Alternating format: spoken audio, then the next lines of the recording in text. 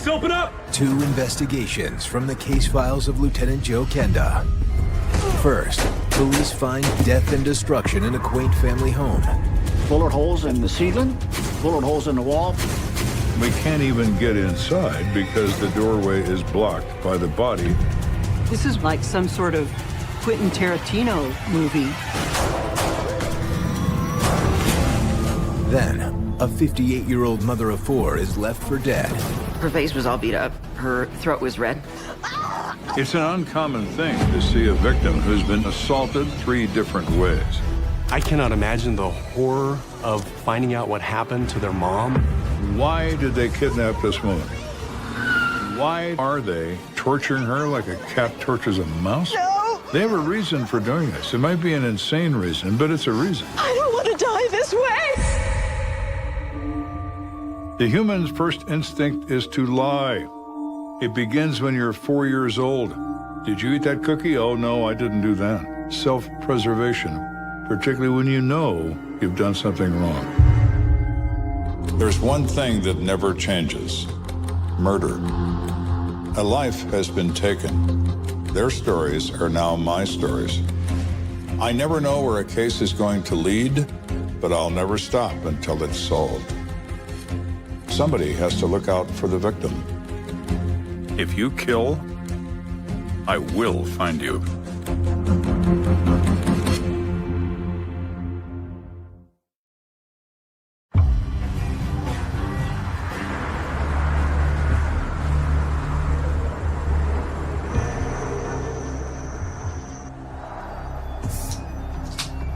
I think we're going all the way this year, man. I don't know, man. It's an ordinary Thursday evening, and 22-year-old Fort Carson soldier Ted Clinkscale is relaxing at his friend Randy's apartment. He's been throwing more completions, but I'm still seeing way too many turnovers. Last 3 games, Ward's been unstoppable. I'll be right back. A few minutes pass, and then Ted hears something troubling. Hey, what the hell y'all doing? Sit down, Tony. He hears this commotion coming from his friend Tony's apartment downstairs.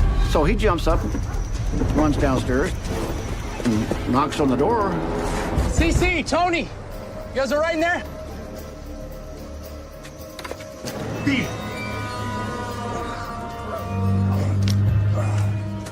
Whoa, hey, I got no problem, man. I got no problem. Well, that scared the heck out of him, so he ran down the street trying to find somebody to help him call 911.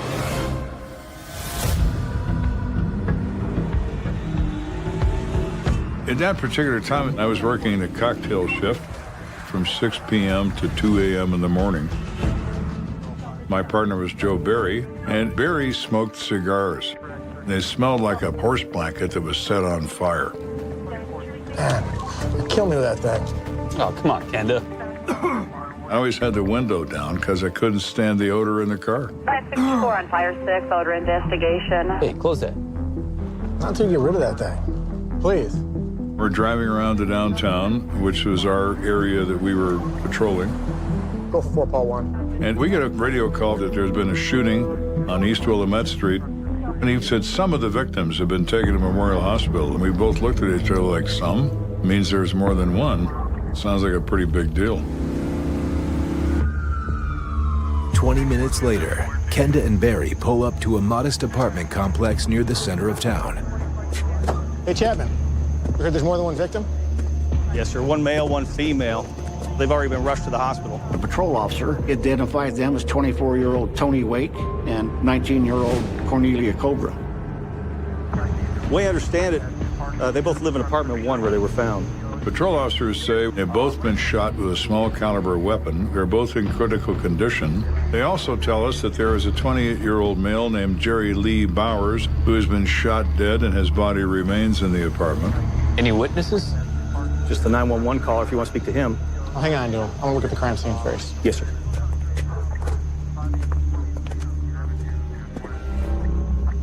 We can't even get inside because the doorway is blocked by the body of Jerry Bowers.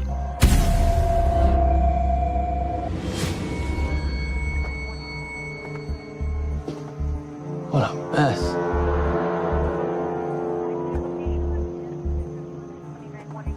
Looks like he took fire from 2 different weapons. He has a .38 caliber handgun loosely in his right hand. He has a gunshot wound to the upper thigh and his right leg, and he has a massive shotgun wound to the right side of his chest. Got some shells over here. Laying next to one blood pool is a .38 caliber revolver, and next to the other blood pool on the carpet is a shotgun. They also noticed 2 shotgun shells laying on the floor. What happened here? Bullet holes in the ceiling, bullet holes in the wall by the front door and by the kitchen. These weapons would match the wounds we observe in Jerry Bowers. This is like some sort of Quentin Tarantino movie that happened in this very small apartment. Bullet holes that are seen all over the place, guns that were used. Crazy. So when you look around further, there's some soda and some food on the table, some knitting needles and crochet work.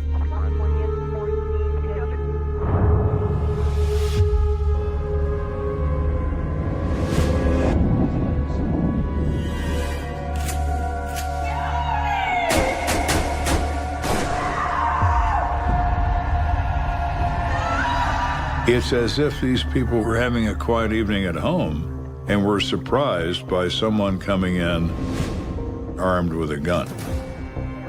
Why don't I head over to the hospital? See if the 2 surviving victims can give us an idea what happened. All right, we'll touch base later. So Barry and I decide to split our forces, and I'm going to remain there and talk to this guy who called 911. His name is Ted Clinkscales, and he's in the company of a uniformed officer at the scene. So the couple that were shot, did you know them well? Yeah, pretty well. Friends with both of them. He said Cece was a homemaker. Tony worked for Ampex, which is an audiovisual company in town. So they seemed to have a real stable, quiet life. Do you know if they'll be okay? Well, they're in critical condition right now, so it could go either way at this point. Oh my God, any word on the baby? The baby? Yeah, Cece is pregnant. She's due in a couple of months. So we've got 2 people at death's door, and now maybe we have a 3rd one. After speaking with the witness, Kenda contacts Detective Barry at the hospital for an update. Both victims are still in surgery. Tony was shot in the neck. They think he's going to be all right. The female CC was shot once in the Arm and once in the stomach. That's not good. Just found out she's pregnant. Yeah, I just found out myself. It doesn't look promising. Any news on the caliber of the gun that caused the injuries? Yeah, 22 rounds. 22? That's right. Well, there's no .22 caliber gun in that apartment laying on the floor, and Bowers' gun is in his hand, and it's a .38. So who had the .22? All right, I'm gonna head out of here. See you back at the station. Excuse me, are you police? Detective Barry was approached by a lady. She had heard that her brother had been shot and had come to the hospital to find out what she could find out about this shooting. No one inside will tell me what's going on. What's your brother's name? Jerry Bowers. Detective Barry knew that Jerry Bowers was deceased at the apartment. Very sorry, ma'am. Your brother's dead. There's really no easy way to tell somebody that news. No. And of course, she falls to pieces. She's shattered. She can't believe it. Let's go. Before you go, can I ask you a few questions? Let me just get her back to my car. This woman becomes inconsolable, and her friend puts her in the car. So when this guy comes back, he's quite shocked that this has happened. He said, I can't believe it, that he's dead. I just can't believe that. He says, my name is Byron Myers. And the lady that's with him is Jerry Bowers' sister, Beulah Williams. You know anything about why Jerry was murdered? Nah, I'm just a friend. I drove Beulah over here. That's all I know, I swear. Barry thought that was unusual. So he says, I'm going to need to talk to her later. I need her phone number and where she lives. Mind if I take all your driver's license? And by the way, I need your name and your phone number and where you live, too. Meanwhile, back at the crime scene, Kenda picks up a new lead. Detective Kenda, this is Randy Baker. And he said, this is a witness that has just decided to come forward. He also lives upstairs in this house. And I said, so what do you have to tell me, Randy? So, do you know anything about what happened in the apartment earlier tonight? Yeah, I was there.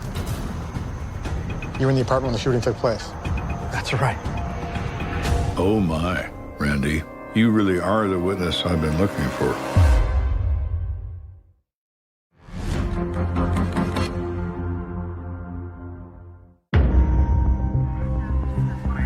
We're investigating the death of Jerry Lee Bowers, who shot twice in this apartment on Willamette Street. And the man and woman who lived there are also shot, and the woman is 7 months pregnant. We've now developed a witness who said he was present when everyone got shot in this apartment. He identified himself as 18-year-old Randy Baker. Why don't you walk me through what happened?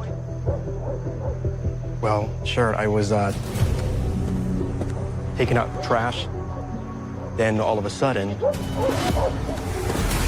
felt something dig into my back. Don't do anything stupid. We're going up to Tony's apartment, all right? Randy said that he was scared to death and didn't dare look behind him to see who this person was, but that he could also hear two other people talking behind him.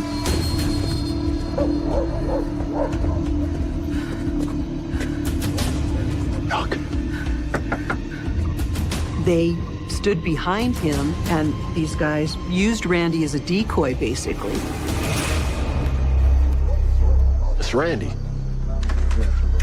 Hey, Randy. Whoa, whoa, what the hell are y'all doing? Randy says that they pushed him down to the floor. He closed his eyes tightly and put his hands over his head.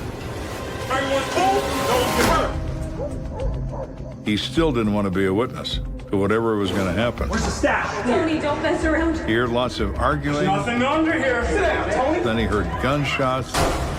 Then he heard screaming, more gunshots. The fear he must have been feeling, he must have been thinking, am I going to get shot? Am I next? Then he heard people run off, and it got very quiet. And he finally looked up, and he sees Cece and Tony laying on the floor bleeding, another man bleeding in the doorway, and no one else is around. You said they were arguing. What were they arguing about? Look, it had something to do with weed. Tony sold on the side, but he wasn't a serious dealer or nothing. So now the thought process is, well, you know, this is a robbery. Were they after cash or were they after drugs? Or possibly both? Just don't want Tony getting in trouble for this.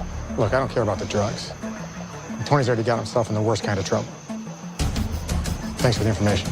So this is a drug rip that's gone very wrong indeed. We got one man dead, Jerry Lee Bowers, and two more guys that are currently in the wind that are part of this robbery crew. We need to find everybody involved and put everybody under arrest.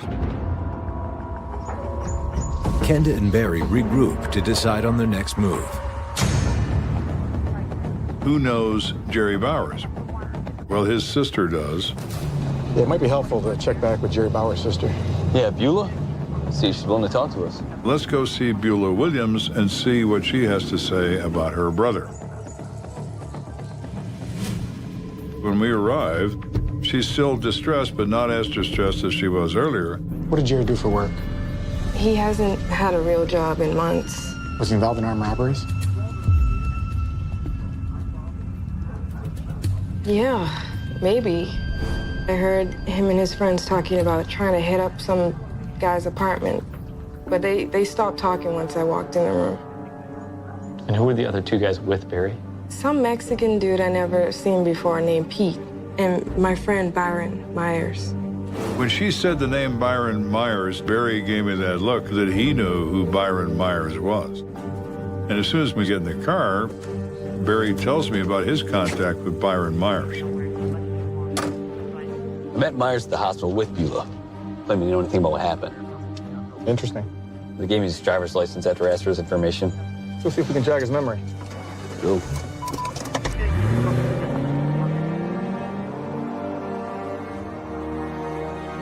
So we bring him in.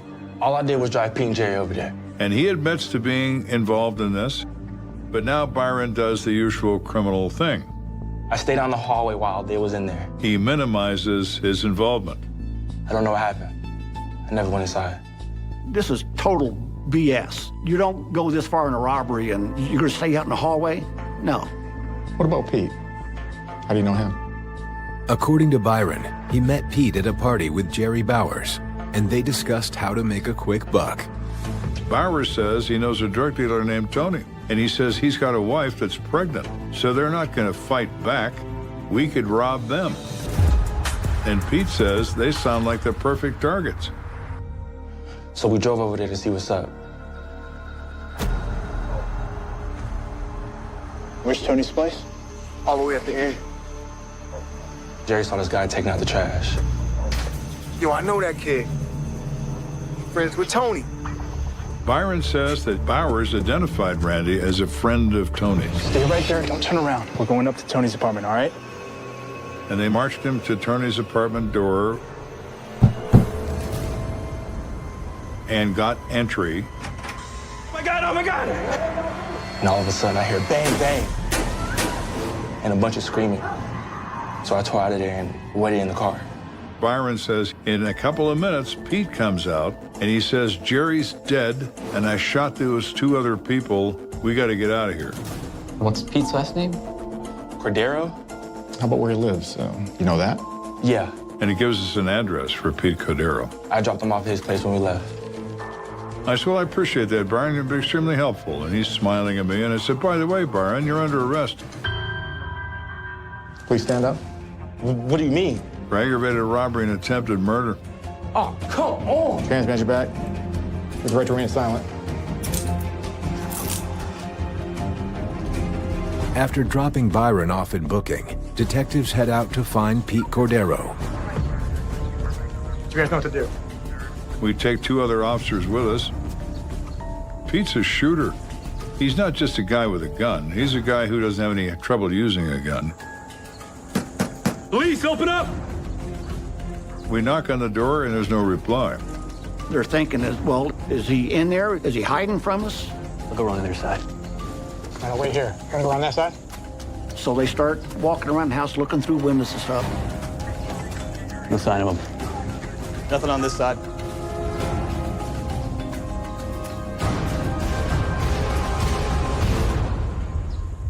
Looked like the house had been somewhat ransacked, like somebody had come in there real quick, grabbed a bunch of stuff, and took off.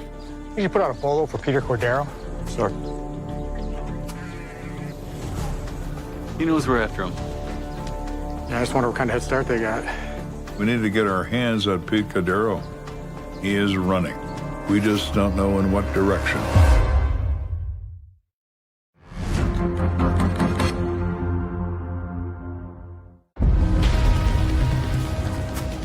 We are in pursuit of a third and final suspect. Police, open up! In a multiple shooting event where two people were shot, including a pregnant female, and one person is dead. Detectives have learned that their suspect, Pete Cordero, is on the run and may be headed out of state. So they run a records check on him and find out that Pete is actually on parole out of the state of California. So we contact the California authorities because when fugitives become fugitives, they're predictable. They run home. In the meantime, Kenda and Barry hope the two surviving victims, Tony Wake and Cornelia Cobre, will be able to make a statement. I need you to take it easy with them. Their injuries are substantial, and they have months of recovery ahead of them. Of course. And what about Cece's baby? Is she gonna be okay? Amazingly. Yes. The doctor says, well, it's a miracle, but that slug went through her abdomen and never touched that baby. Baby's just fine. And she's going to have a normal birth. All right, thanks, Doc. I'll take Tony, you take Cece. Sure.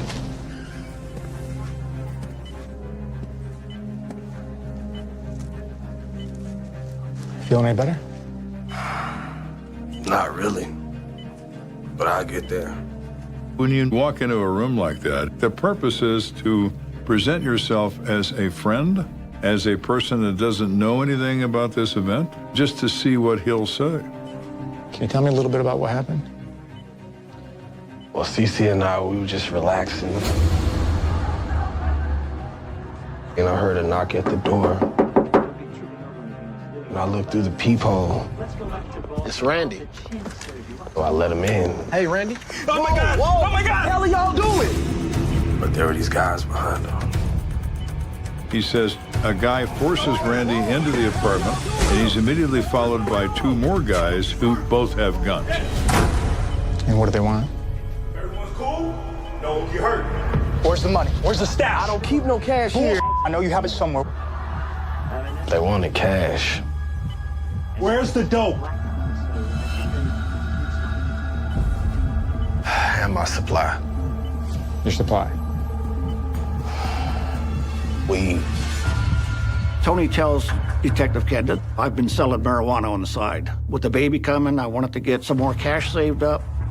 That's remarkably honest. To tell me the truth, that he's selling drugs. I sold to Jerry Bowers. Yo, I know that kid. You friends with Tony. So I guess he led him there. Tony becomes a star witness at this point because he's already implicated himself in a criminal act. So you knew Jerry. What about the other 2 guys? Byron. Everyone's cool. No one get hurt. I seen him around town, but the 3rd guy, the Mexican, I don't know. We've identified him as Peter Cordero. So what happened once they were all inside? Look, man, I told you I don't keep Tony, don't mess around. Just tell him where it's at. Cece realizes it's not worth getting killed over. Why don't you tell me where it is? So she tells Pete that they keep it under the sink in the kitchen.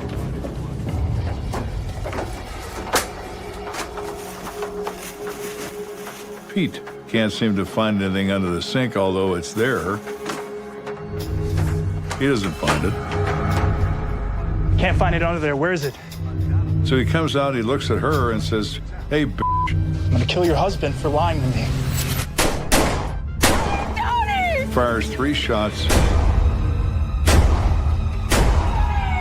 at Tony on the ground. Tony says that Byron ran out when those shots were fired. And then someone knocked on the door, and Pete answered it and stuck a gun out. Beat it. Which matches exactly with what the 911 witness had told us. Beat it! That knock on the door is probably what saved people's lives. While the gunman's attention is focused on the door, Cece makes a move. It gives Cece the opportunity to reach under the couch and pull out their gun. Get out of my house, you prick! Cece was able to actually hit Jerry in the thigh with one of the shots, and Jerry went to the floor. Tony said he knew that was his last chance to save his family, and he crawled into the bedroom to get his shotgun. Get out or I'll shoot you, Put too! the gun down! When he came out, he saw Jerry Bowers and Pete pointing their guns.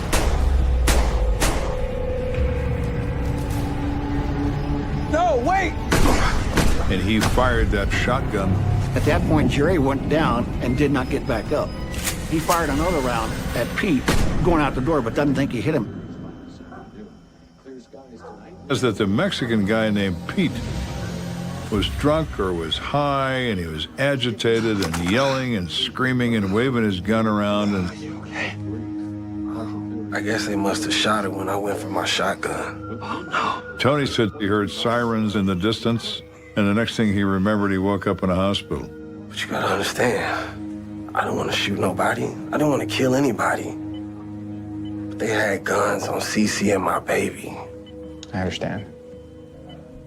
There's no question in my mind that Tony and Cece were acting in their own defense. Irrespective of the narcotic sales, these are home invaders who are armed. They fire the first shots, and Tony and his wife respond in kind. Absolute, clear self-defense. So now we know what happened here. We have Jerry Lee Bowers down and dead at the scene. We have Byron Myers under arrest. The only loose end here is Pete Cordero. But it's not long before Cordero shows up in California. Freeze, don't move! Pete was located in Lodi, California. Put your hands in there. Go down to your knees. Pete was arrested and eventually extradited back to Colorado Springs. Pete is found guilty by a jury and sentenced to 15 years for first-degree burglary and first-degree assault. Byron Myers pleads guilty for his participation in the robbery and is sentenced to 11 months. You want me to push him? No, I'm fine. You good? Tony and Cece did not face any charges for the shooting of Jerry Bowers. Both were acting in self-defense. And because of their cooperation in this case, it was decided that no criminal charges would be brought against them for the marijuana charge. Tony learned from his mistake, and so did his wife. They understood the mistake they made, and they made the right choice following that. Jerry Lee Bowers never had the chance. He made his choice and died as a result. Coming up, Kenda must track down a monster who brutally attacked an older woman. She's been stabbed multiply in the chest, beaten in the face. Someone tried to strangle her. When that failed, they used a knife on her chest.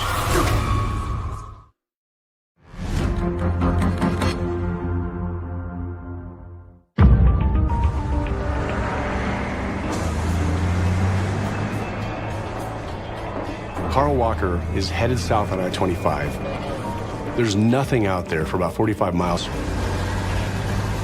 So he turns up his music, settles in for the long haul. All of a sudden, he sees a woman standing on the shoulder of the highway.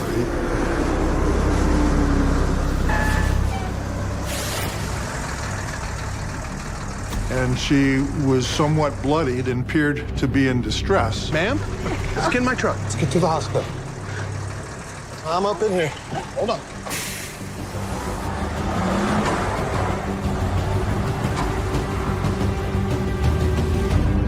A few hours later, Kenda and Detective Skip Arms are summoned to the Parkview Hospital to investigate an attempted homicide. So what can you tell us? The victim is a 58-year-old woman named Sigrid Griswold. My mom was very altruistic. Definitely. She cared for other people. People loved her. The sheriff's deputies say that a driver who picked her up found her at the Eden exit off of I-25. Apparently her injuries are serious, and it's unclear if she's going to survive. Thank you. Excuse me, doctor? Yes. Can you tell us about Miss Griswold? We're able to talk to the doctor, and we were informed that Sigrid had bruising around her face and some puncture wounds in her chest. And she's pretty damn lucky to be alive. The treating physician said another quarter of an inch either way would have caused the blade to penetrate her heart and kill her. He said she also had bruises on the neck, indicating that someone attempted to manually strangle her. So the question many people had, why Sigrid? She just didn't seem like the kind of person that had an enemy in the world. Her family's here if you'd like to speak with them. And where are they now? They're in the waiting room. I can take you there. It's an uncommon thing to see a victim who's been injured 3 different ways. She's been assaulted, strangled, and stabbed. That is very unusual. Excuse me. I'm Lieutenant Kenda, Detective Arms. I know it's a very difficult time, but we'd like to ask you a few questions. Of course. Let's see. Couldn't believe it when I walked in the room. Her face was all beat up. Her throat was red. She had scratches on her body. We're very sorry about what happened to your mother. Yeah, it's awful. I think she'll make it, though. She's a fighter. She was born in Czechoslovakia. It's right near the border with Germany. She had a great life until World War II. They were taken out of their home and put in a labor camp. She describes her mother as a tough, strong woman. I don't know why someone would do this to her. Do you have any idea what she had planned today? According to Michelle, her sister Robin was supposed to meet their mother at Acacia Park. They were having a concert downtown where I work. So I had called her and asked her if she wanted to meet me down there. She never showed. When I first heard about it, I couldn't believe it. And I felt very upset, very responsible, since she was coming to meet me.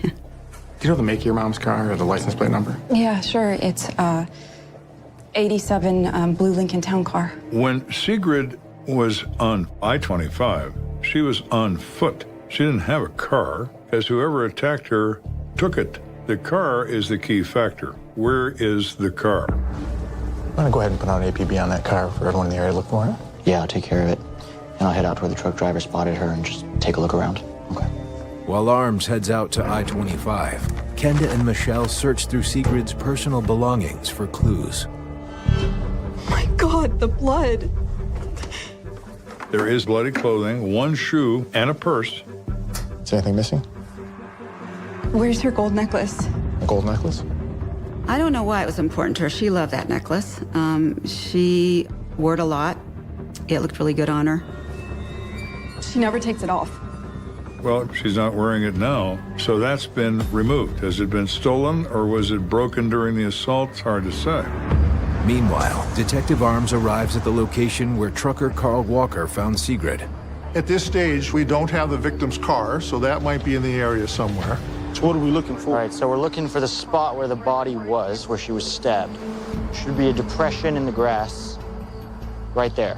I was able to find an area that had the plants all kind of tamped down. Hey, Clemens. Hey. Check this out. And I found what looked like maybe a couple of drops of blood. I'm thinking this is probably our crime scene.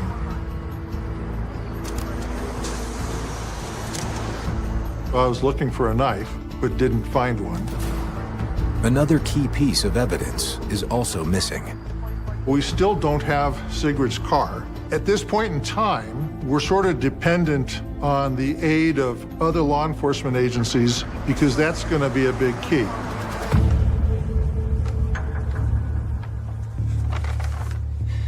You might want to think about going home and getting some rest.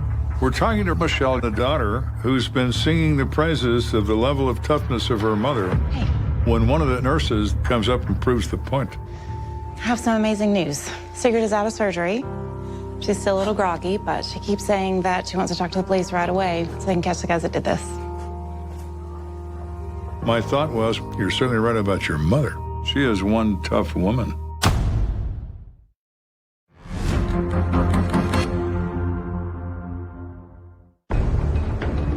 We have been told that Sigrid Griswold was the victim of an assault and a stabbing, and her car is missing. Mr. Griswold? Well, we've been informed that she's determined to tell us exactly what happened. I'm Lieutenant Kenda. I'd like to ask you a few questions if you're feeling up to it. Miss Griswold is in poor shape when we see her. She has blunt trauma injuries to the face and to the neck, but she has a fire in her eye. Yes, I want you to catch those bastards. I had pulled over near where the concert was taking place. Your keys, give them to me now! No! This man came up to my car, shoved me over to the passenger side. No! Some other guy jumped in the back seat. Once the second man jumps into the back seat of the car, she realizes she's in trouble. Let go of me! Get out of my car! And that she's getting kidnapped. Did they try to rob you? They looked in my purse. But I think they were just after my car. You've seen too much, lady. I'm sorry. And that's when it happened. She says the guy behind her tries to strangle her with his hands. Stop! And then he says, my right hand doesn't work right. And he releases his grip on her. Before I had a chance to catch my breath, he started strangling me again. And he says to her from behind, you're a tough old lady, why won't you die? She distinctly remembers him saying that. They pulled over somewhere. No! And dragged me out of the car. What? Let me go! Shut your f***ing mouth. Sigrid says they stabbed her a number of times, they beat her, and ultimately they left in her car.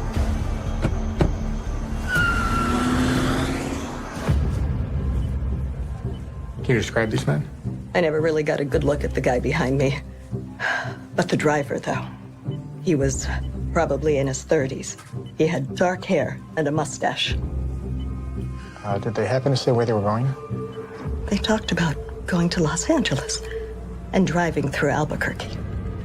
Now, the reason that makes sense is I-25 and I-40 is the only route. that you can take out of central New Mexico to go to California. There's no doubt that's their route. Detectives update their APB, including a description of the driver. And hours later, they get a hit. Anthony, you see that car in the back of the parking lot, that blue vehicle? That vehicle fits the description of the stolen vehicle they told us about on that APB. Yeah, but the driver doesn't have a mustache. You don't get tied up in what they look like.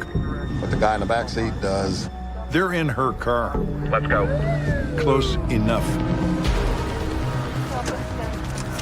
Get out with your hands up! They ordered them out of the car at gunpoint. Hey, I don't know anything about this. I was hitchhiking. That's the usual story. You don't listen to them. Put your hands on the hood of the car. If I was the arresting officer, I'd say, well, you hitchhiked with the wrong guy now, didn't you? You're under arrest. The two occupants of the car were Wallace Glenn Eckersley and Daniel Immel.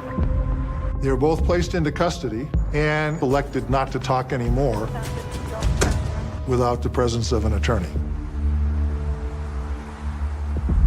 A few weeks into her recovery, Sigrid is brought to the police station. I remember when they come out, you can see them, but they can't see you. Send them in. I want you to take a look at all of them and see if you recognize anyone. It is very critical that our victim assist the police in identifying who these individuals were, that they were not hitchhikers. They were the only individuals along the way that were involved in this. That's him. The third man there. She was immediately able to identify Wallace Glenn Eckersley as the driver of the car. Are you positive it's him? Oh, yeah. I'll never forget that face. Not after what he did to me. Take number 3 out. Now we want to identify Mr. Immel, who's the backseat occupant. What about the other guy? Is he there? Well, I never really saw him because he was behind me. She says, I closed my eyes. I didn't want to see them killing me because I thought I was going to die. Did you recognize his voice? Oh, yeah. So we decided to do an audio lineup. We got 6 people that have a similar tone to their voice, one of whom is Mr. Immel. I'm going to put the blindfold on you so you're not influenced by anything, okay? Okay. Doing an audio lineup is very unusual. It's the only one I ever did in my career. Number 1, step forward and say the line. You're a tough old lady. Why won't you die? We asked each of the individuals to make the same exact phrases. You're a tough old lady. Why won't you die? Step forward and say the line. You're a tough old lady. Why won't you die? You're a tough old lady. Why won't That's you him. die? That's the guy that was in the back seat. Are you sure? I'm absolutely certain. That's him. And it was Daniel Immel. Remove number 4. During the process, Immel's attorney suggested he cooperate with the police. And so Immel did that. He provided a statement as to why and what they did to Mrs. Griswold. Kenda now has a clear picture of how the crime unfolded. It began with a few drinks at a local watering hole. Daniel Immel is a drunk by his own admission, and so is Glenn Eckersley. They become friends. Man, it's going to take a long time to hitchhike all the way from Colorado to LA. And they decide they're going to hitchhike to California because that's where Eckersley is from. Maybe it's the faster way. How about we steal a car? The typical criminal plan occurs in less than 5 minutes through a haze of alcohol and drugs. And this is no exception. I like it. Yeah. Hey, buddy, can we get 2 more over here?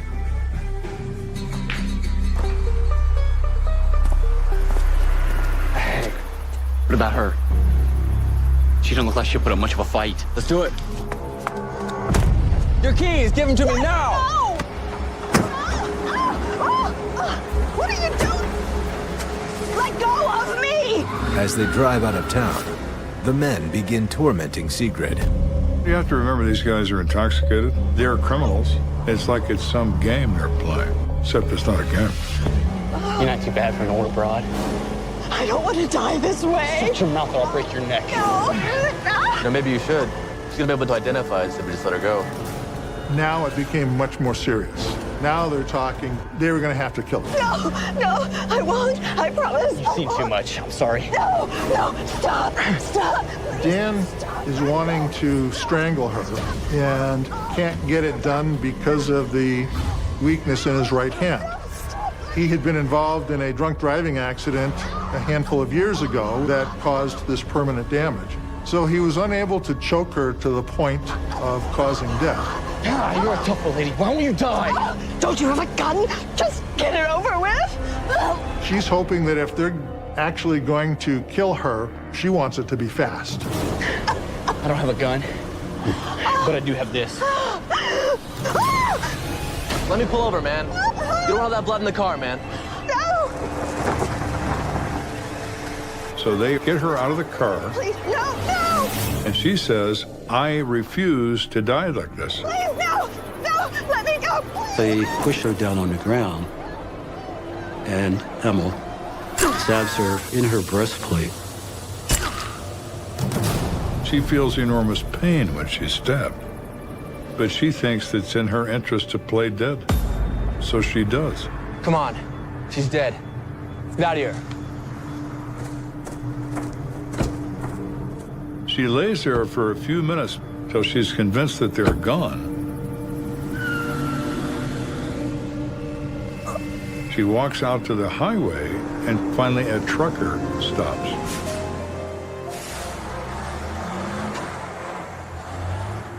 Wallace Glenn Eckersley is convicted of second-degree kidnapping and attempted second-degree murder. He is sentenced to 40 years. Daniel Immel pleads guilty to second-degree kidnapping and is sentenced to 36 years. I was satisfied with the outcome of the trial.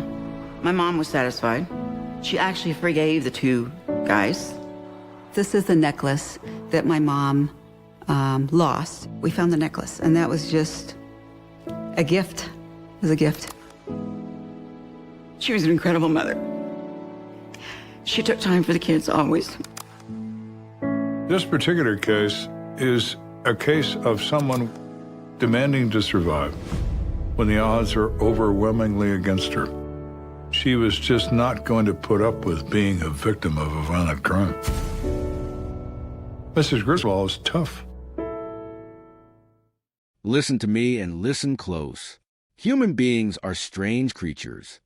They chase dreams, they build castles in clouds, and sometimes they end up buried in the dirt because of reasons so senseless it makes your stomach turn. You think you know people? You don't know anything until you've walked into a room where the air is thick with the smell of death and realize a motive is as thin as a whisper. My, you have to be kidding me. We are talking about the Jameson family, Bobby, Sherilyn, and their little girl, Madison. A family looking for a fresh start in the rugged, unforgiving terrain of the Oklahoma mountains. A dream of living off the grid, a dream of peace, turned into a nightmare that defies every logical conclusion I have ever reached in my decades behind a badge. I tell you, there is something deeply unsettling about a scene left perfectly preserved, yet entirely devoid of life. October 17, 2009. That is when the truth finally peeked out from behind the curtain. An abandoned truck on a lonely mountain road, the engine cold, the keys still in ignition, and a starving dog trapped inside. You look at that, and you see desperation. You look closer, and you see the bizarre remnants of a life interrupted. $32,000 in cash left behind. A letter from a wife to her husband that reads like a battlefield report from a war that only they could hear. She writes of demons, of betrayal, of a soul under siege. She calls him a monster. She calls him toxic. And she speaks of things that have no place in a rational world. Bullets to kill spirits. Whispers from the dead. People want to talk about ghosts. They want to talk about curses and black magic. I have spent my life dealing with the living, and I will tell you this. The living are far more dangerous than anything that goes bump in the night. The Jamisons were not just looking for land. They were looking for an escape from their own unraveling minds. They were medicated, they were struggling, and they were desperate. They were entangled in lawsuits, feuding with their own blood. and drifting toward an apocalypse that existed only in their own heads. But here's the friction. You do not walk away from a truck, leaving your child, your money, and your life, unless someone or something forces your hand. You look at that footage of them loading the truck. People say they were in a trance. I say they were human beings teetering on the edge of a breakdown. But even a breakdown has a trajectory. They drove up that mountain. They spoke to locals. They scouted property. They were not ghosts yet. They were just people. And then, at 2:51 in the afternoon, there is that photo. Little Madison, standing in the woods. A look on her face that makes me want to scream at the screen. She is a child in a world she did not choose, caught in a cycle of dysfunction and darkness. That is the tragedy here. The adults, they make their choices. They take their pills. They sue their fathers. They scream at the heavens. But the child just follows. Then they vanish. For years pass. The silence of that mountain is absolute. And then the remains are found, 2.6 miles from the truck. 2.6 miles of terrain that would break a man in his prime, let alone a man with a shattered back and a woman deep in the throes of a psychological storm. They did not walk there. They were put there. This was not a suicide pact. It was not a grand act of defiance against the world. It was a cold, calculated disposal. You asked me about the inner lives of these people. Sherilyn was a woman drowning in a sea of her own making, clinging to a reality that was slipping through her fingers like sand. She was terrified, and in her terror, she became a weapon. Bobby was a man who had lost his identity to addiction and the crushing weight of his own failures. He was a man who sued his father and expected salvation from a piece of dirt on a mountainside. They were both broken, yes, but broken people still have a right to exist. They were hunted, or they were exploited, or they were silenced by someone who saw that $32,000 and saw not a family, but a payday. I look at the people involved, the neighbors, the landowners, the ones who claim to be helpers, and I see shadows. I see a man named Dan who has a past that would make your hair stand on end. A man who knows the mountain better than the police ever could. I see a case that has been allowed to wither on the vine, labeled as undetermined because it is easier to look away than to dig into the rot. Someone knows what happened. Someone knows why a family of 3 was left to the elements. And the fact that this remains an open wound in the heart of that county is a failure that keeps me up at night. Justice is not a gift. It is a pursuit. And for the Jameson family, the pursuit has been far too short. Someone out there is living their life, drinking their coffee and breathing the mountain air, knowing full well that they are the reason that little girl never saw her next birthday. My, it is a cruel world indeed. Human beings are strange creatures. They take lives for the most trivial, pathetic reasons you could ever imagine. They operate in the shadows, believing they are smarter than everyone else, while leaving a trail of wreckage that only a fool would think goes unnoticed. I have spent a lifetime looking into the eyes of men who think they are clever. They are not. They are broken, desperate, and ultimately profoundly cowardly. My, you have to be kidding me. You think you can just vanish into the wilderness, cut through a tent, and slip away like a ghost? People like David Meyerhofer, they operate under the delusion that they're the hunters, but every hunter leaves a scent. This particular case from the summer of 1973 is a chilling reminder of what happens when the innocent cross paths with a predator who is not just sadistic, but organized. I tell you, there's a special place in the darker corners of human consciousness for a man who watches a child fall asleep, waits for the world to go quiet, and then tears that child away from the safety of her family. Susie Yeager was 7 years old. She was a little girl with a life ahead of her, sleeping in a tent in a Montana campground. She did not know that a monster was lurking in the dark, watching, waiting for the perfect moment to strike. When she was taken, the immediate panic that gripped that family is something that never truly leaves a parent. You look at the evidence, you look at the hole in the tent, and you realize this was not an accident. This was a deliberate, calculated theft of a human life. You have to understand the mind of someone like Meyerhofer. He was not just killing. He was playing a game. He wanted the spotlight. He wanted the power. He called that family, taunting them, dragging out their agony like a piece of chewed string. He knew things that no stranger should know, details about the child that he used as leverage to keep them in a state of suspended torture. It is monstrous. It is a hallmark of a man who lacks the fundamental empathy that binds the rest of us together. The investigation was a slow, agonizing process. You had local law enforcement and the Federal Bureau of Investigation, and you had a mother, Marietta Yeager, who simply refused to be silent.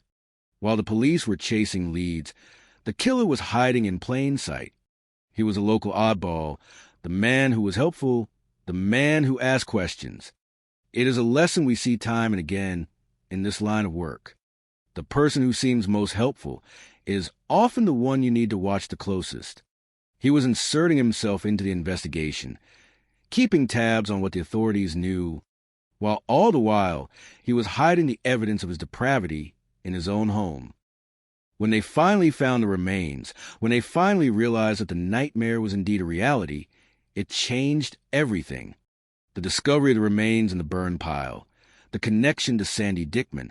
It was a jigsaw puzzle of horror. And then there was the freezer.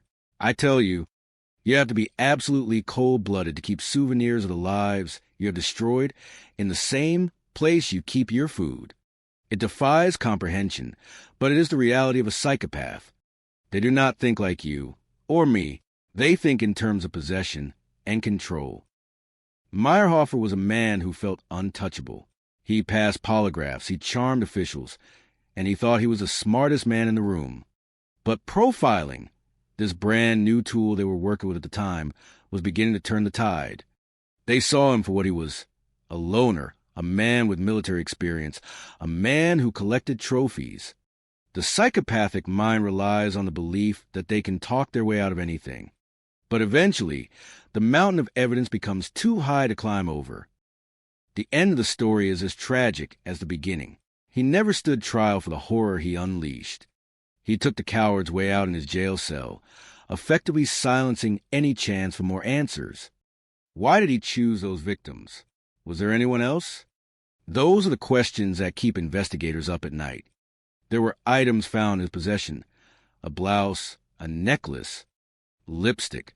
That did not belong to the girls they knew about. It suggests a history that may never be fully uncovered. What stays with me, what really sticks in my throat, is the resilience of a mother like Marietta Yeager. To endure that kind of torment, to be on the other end of those phone calls, to see the face of the man who took her child, and then to walk the path of forgiveness.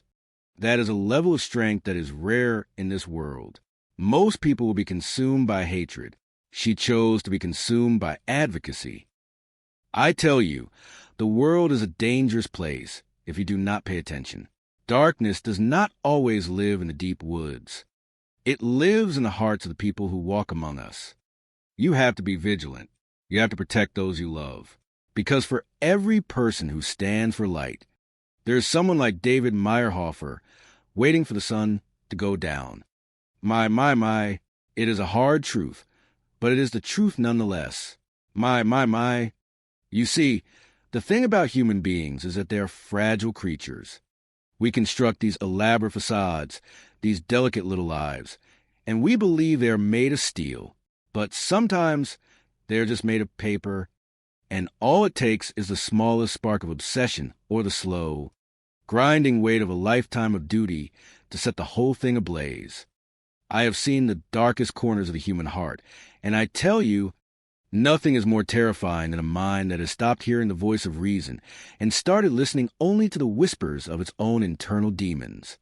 You look at a case like the one in Kannapolis, North Carolina, and you think to yourself, how does a beautiful, successful woman like Shirley Pierce, a ray of sunshine, as they called her, end up lying in a bathtub in a pool of her own blood? It is simple, really. It is the oldest story in the book. It is jealousy. It is that green-eyed monster that eats away at a person until there is nothing left but the shell of who they used to be. Marlene Johnson, a woman who had everything, wealth, a home, a life, but decided that her life was incomplete unless she could possess control and eventually destroy someone she deemed a threat to her marriage. It was an obsession that defied logic. She hired private investigators. She used drones. She spent countless hours stalking a woman who did not even know she was a target. Can you imagine the sheer arrogance of that? To believe that your husband is so desirable that another woman must be plotting to steal him, despite all evidence to the contrary? It is madness, pure and simple. And when the mind is sick, the actions become savage. That crime scene, with the bleach stains on the carpet, was not the work of a professional. It was the frantic, desperate attempt of someone who knew they had done something terrible and tried to wash it away. Like Lady Macbeth trying to scrub a spot that never comes out. The irony, of course, is that in her attempt to erase her existence from that house, she only made her presence more obvious. When you find a broken knife blade inside a victim, you know you are dealing with a crime of absolute, blinding rage. That is not just a murder. That is a message. And then there is the other side of the coin. The tragic tale of the Byrne sisters in St. Petersburg, Florida. That one, my friends, will shake you to your core. You have one sister, Barbara, who sacrificed her entire youth, her dreams, her freedom, to care for a sister who was forever trapped in the mind of a 6-year-old. For 40 years, she was a prisoner of her own kindness, a slave to a routine that offered no escape. And then, when the money runs out and the pressure becomes an unbearable weight, the dam breaks. You have to ask yourself, is it murder when the person who pulls the trigger has been murdered by their circumstances 1,000 times over the years? When Barbara sat in that room and told me she did not know what happened, that she just snapped, I believed her. She was a woman who had given everything, until she had nothing left to give but her own humanity. She spent 6 weeks living in a house with the corpse of the person she had cared for her entire life, trying to mask the scent of death with potpourri and air fresheners. It is an image that stays with you. It is a testament to the fact that, eventually, every person has a limit. Some people break into violence because of a dark, twisted obsession, and some break because they are simply tired of being the only thing holding the world together. Both stories end in the same place, a cold cell, a ruined future, and a hollow echo of what could have been. You look at these people, and you see the reflection of something you hope never exists in you. But I tell you, you never truly know what you are capable of until the walls start closing in. It is all just human nature, and frankly, it is enough to make you wonder if any of us are ever truly safe from ourselves. Steve was my big brother, and he was my hero. He was everything a little girl would want in a big brother. He played football, he wrestled in high school, and so that really made him bigger than life for me. After high school, Steve graduates college with a degree in finance and quickly matures into a shrewd businessman. Steve, with a partner, started a company called Physical Therapy Resources. That eventually became a national company with physical therapy centers all over the country. Steve and I met at work. He was in the hospital, and I was in the same hospital. And that's how we met and became friends. He was very successful and eventually sold his interest in his business. And basically from that point on, he was retired. His goal was to retire at the age of 40. He missed it by 1 year. He retired when he was 41. Selling his business frees up Steve to do whatever he wants. And what he wants to do is give back. He would mentor such a large group of young men, helping them start up a business, or helping them find out what direction they want their life to go. Steve was extremely generous with not only his resources, but with his time. And Steve always has time for his family. Rosie films as Steve teases their Uncle Max. It's special. My dad wasn't so funny. He was more serious. Serious, much more serious. He was always serious. But where did that money come from? Steve? I don't know. And when his sister Rosie gets married, it's Steve's good humor that makes him the life and soul of the occasion. Please get up, Steve. Steve was always the first guy to get up to give a toast anywhere. Hello, hello, hello. It was always ad-lib for him from the heart. This is my way of getting away from the emotional stuff. William, thank you so much. I'm not going to look at you. Thank you so much for making my sister so happy. And my dad, Steve is never one to hide his emotions. My dad told me before he passed to take care of my sister, to honor you, and he loved you very much. I have to get serious here. All right, I'm cool. All right. You guys are great companions. You're great partners. And my sister, I've never seen her happier. After the speeches, Steve steps up for the father-daughter dance. He came up, and we got ready to dance. And before the music started, we had a very, very powerful moment. A surprise recording of their dearly departed father plays out. The best moment of my day was when you were climbing my knee. You would say, "Daddy, I love you." I miss those days. I really do. Because I love you too. He had so many duties that day. He was my dad. He was the best man. He was the entertainment. He was the one that kept everyone calm, kept everyone laughing. He was a natural at it. Despite his success and close network of family and friends, Steve's own romantic life has been rocky. He looked for a partner that was as focused and determined, and loving and caring as he was. And that is a tall order to fill. Now 52, his family figures it will take a very special person to sweep him off his feet. I think Steve was always looking for somebody on a level he could connect with emotionally, intellectually, spiritually. But 3 years later, that's exactly what happens. In late 2009, Steve decides to leave his home state of Florida for a change of pace in North Carolina. He really loved being physical. He loved walking. He loved anything to do with being outdoors. So when he moved from South Florida to North Carolina, he had the opportunity to be outdoors a lot more. Within just a few months, Steve announces that he has met someone special. He seemed to have a glow that he had been missing for a little while, and he was excited. Her name is Lana Walsh, 12 years his junior. She's a nurse who grew up in Oklahoma. She struck me as being very sweet, very quiet, but very sweet. And this quiet kind of stood out because Steve is not very quiet. Steve's personality was gigantic. She was more like a wallflower. Despite their differences, Steve is sure she's the one. They were very affectionate with each other, always arm in arm. Steve always hugging her, squeezing her, kissing her. I felt happy for my brother. So, of course, anybody that he loved, I was going to embrace. It's not long before Steve asks Lana to move in with him. After they got to know each other quite a bit more, Steve persuaded her to come to Charlotte. And, Steve can be very convincing, and they add some new additions to the family. The first dog that Steve and Lana got was Guinness, an Italian greyhound. They loved the breed, and so they decided that they wanted another one, and her name was Sadie. With Lana, Steve finally feels he's found his missing piece. Steve always had great things to say about her. He referred to her as his Lana Sue. He couldn't hide the feelings he had for her. He was very much in love with her. I think Steve found himself well grounded with Lana. I felt like Steve found a certain sense of peace with her. Steve Clayton came to North Carolina for a change from his old life and found a whole new future.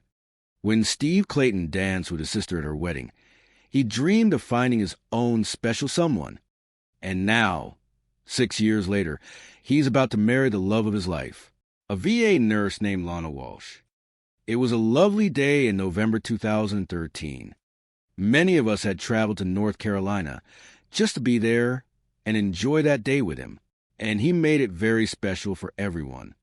Lana and Steve's wedding took place at their house in Charlotte. It was such a beautiful event. You could just see the love. Just beaming both of them were.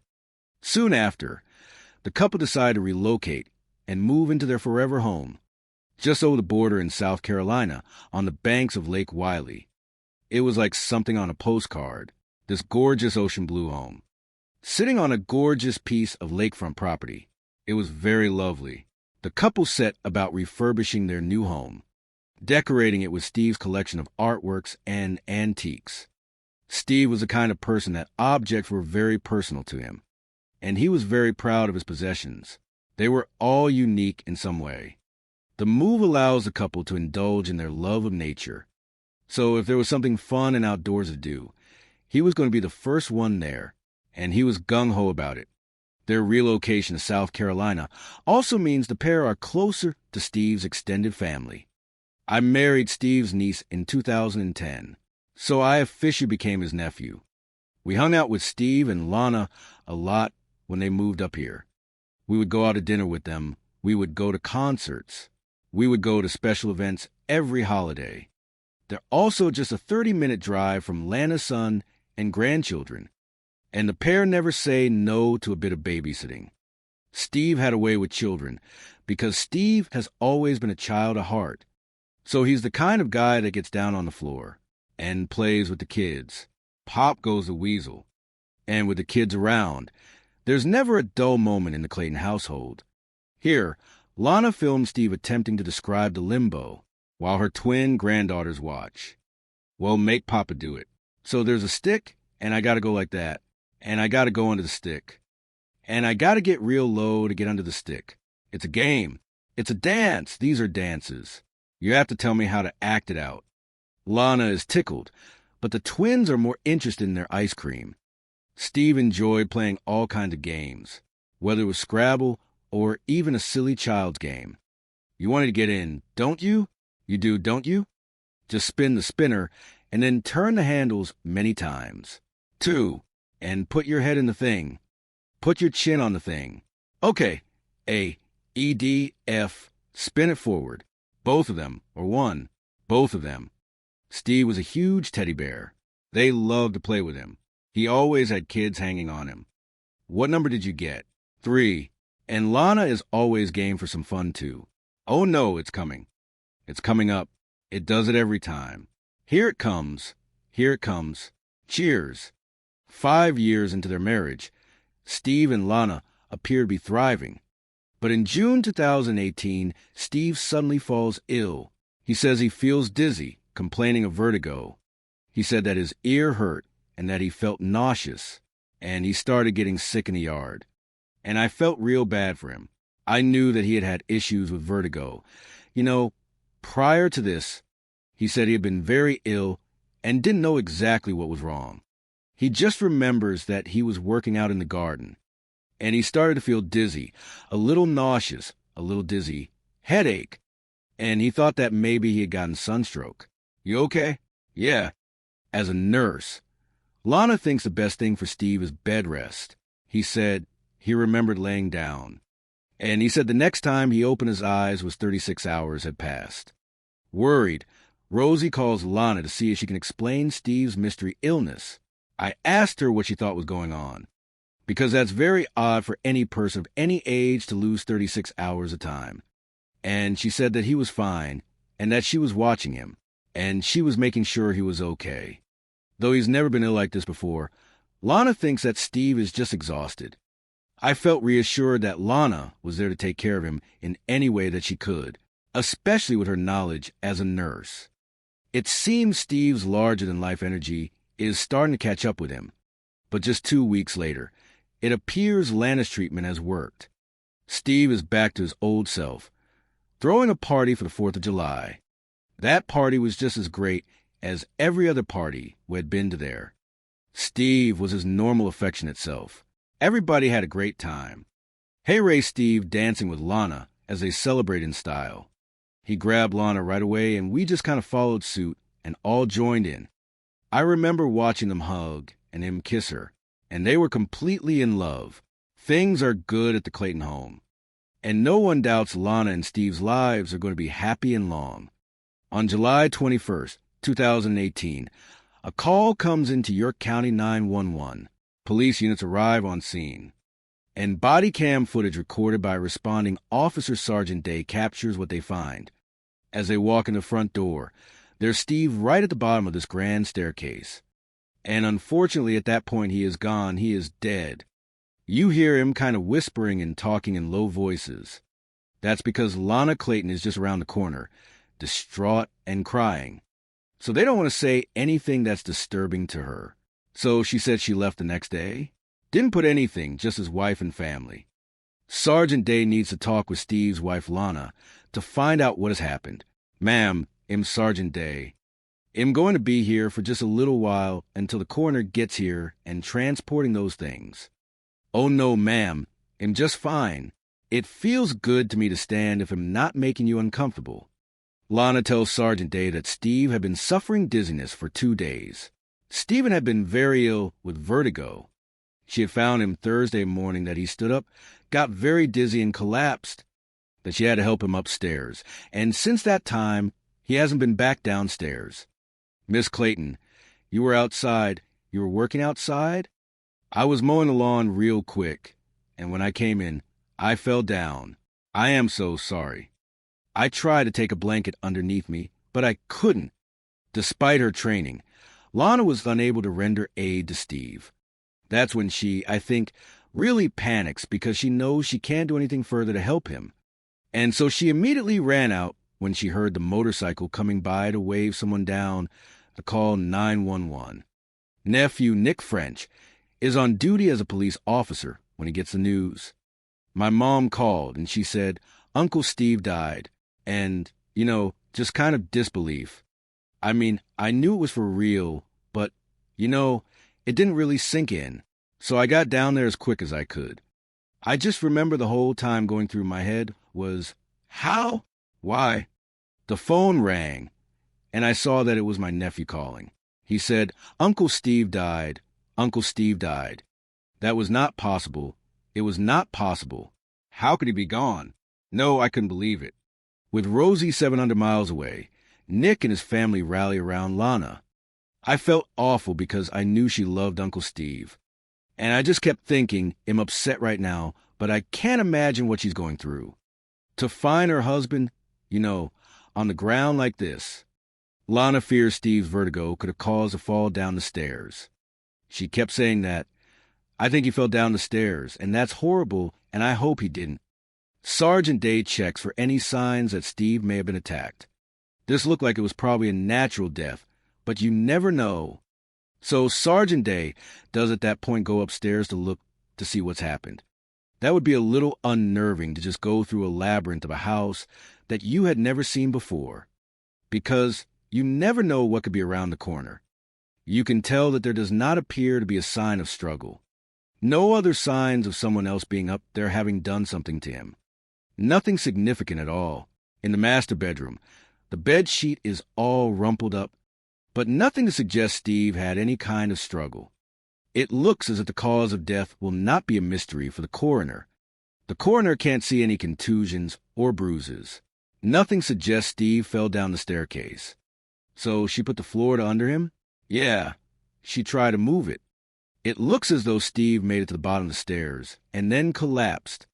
The coroner said, I believe he had a heart attack. And I kind of said, what leads you to that opinion? And she said, well, the coloration of his face. There was blueness that went across the top of the chest, almost in a line. And that oftentimes, according to the coroner, is an indication that he may have had a heart attack. Back in the living room, Sergeant Day tells Lana what they think has happened. When I walked to the top of the stairs, I noticed that the carpet on the staircase kind of has a direction to it. So I can see footprints. I think he may have come to the bottom of the staircase. Don't dwell on the staircase, because I know that's a hard claim to make. I don't know how he made it. I don't know what he was thinking. I think this was the day God chose. That's what I told him. While Lana digests the news Nick and his family helped with cleaning up, we wanted to make the house still comfortable enough for her. We knew she was going to be exhausted, and she had to spend the night there. But they're shocked at what they find in the bedroom. When we went upstairs, I immediately noticed the smell. It was a smell of human filth. Excrement, urine. So we looked around, and there was huge urine discoloration spots. In the middle of the bed, the soil mattress raises some questions. So I'm thinking the amount of urine that it would take to soak through this mattress. Steve had to have been going to the bathroom in this bed for days. So we immediately thought, we have to get this mattress out of the room. We could barely pick it up. It was extremely heavy. We took the mattress and we tossed it out of the house. When Rosie talks with Lana on the phone, she asks her How did Steve get so ill? Hello? When I spoke with Lana much later in that evening, I asked her what happened. And she said he hadn't been feeling well for a few days. And I said, well, why didn't you call somebody? Why didn't you let somebody know? And she said, well, he was starting to feel better. She says Steve never called because had been sleeping heavily and misplaced his cell phone a week earlier. Lana claimed that it had been missing for several days. My brother was never, ever without his phone. He just was always attached to his phone. It went everywhere with him. It was at that point where I really felt like something very sinister was going on, and I didn't know what it was. Steve's sister Rosie asked his widow Lana about his will. Steve and I had talked many times about what it was that he wanted to do when that time came, and he wanted to be buried in that beautiful cemetery in Fort Lauderdale. When I asked Lana, she said there is no will. Lana has already made the arrangements. Steve is due to be cremated, and she's planning his memorial. On August 4th, 2018, Lana holds a service for Steve at their home. It was highly emotional. Everybody there felt such a deep connection to Steve. It was just hard to stay calm. Even though it was supposed to be a celebration of his life, it just couldn't help but feel just the deep, deep sorrow that everybody felt. If there's any space that it's okay to be sad and to cry a little bit, this is that time. And I think that it's okay today that we celebrate a life well lived and at the same time be sad. At the memorial, Rosie and the family are surprised to find Lana has already started to clear out Steve's belongings. She had already began taking all of his clothes, all of his personal items, and she donated them all to the VA. I was almost knocked off my feet to see the number of hangers, empty hangers in that closet, with not a single stitch of clothes. A lot of watches missing, a lot of jewelry missing. His wedding ring was missing, and Lana's claims about Steve not having will raise his further suspicions. That's something that Steve and I, and Steve, and many other people had discussed, was how important it was to make sure that everything was in order. There's absolutely no logic in my brother, an accountant, a person who is meticulous with his finances, not having a will. The family feel like something's not adding up. We are all on the same page here. We know something's going on. And that was when we called the medical examiner's office and said, hey, please do an autopsy. And at the very least, if you're not going to do that, do a toxicology. And they agreed to it. Detective Moats of the York County Sheriff's Office is also notified of the family's suspicions about Steve's death. Good morning, everybody. But when the autopsy report comes in, it lists signs of heart disease and points to death by natural causes. Ah, yes, thank you.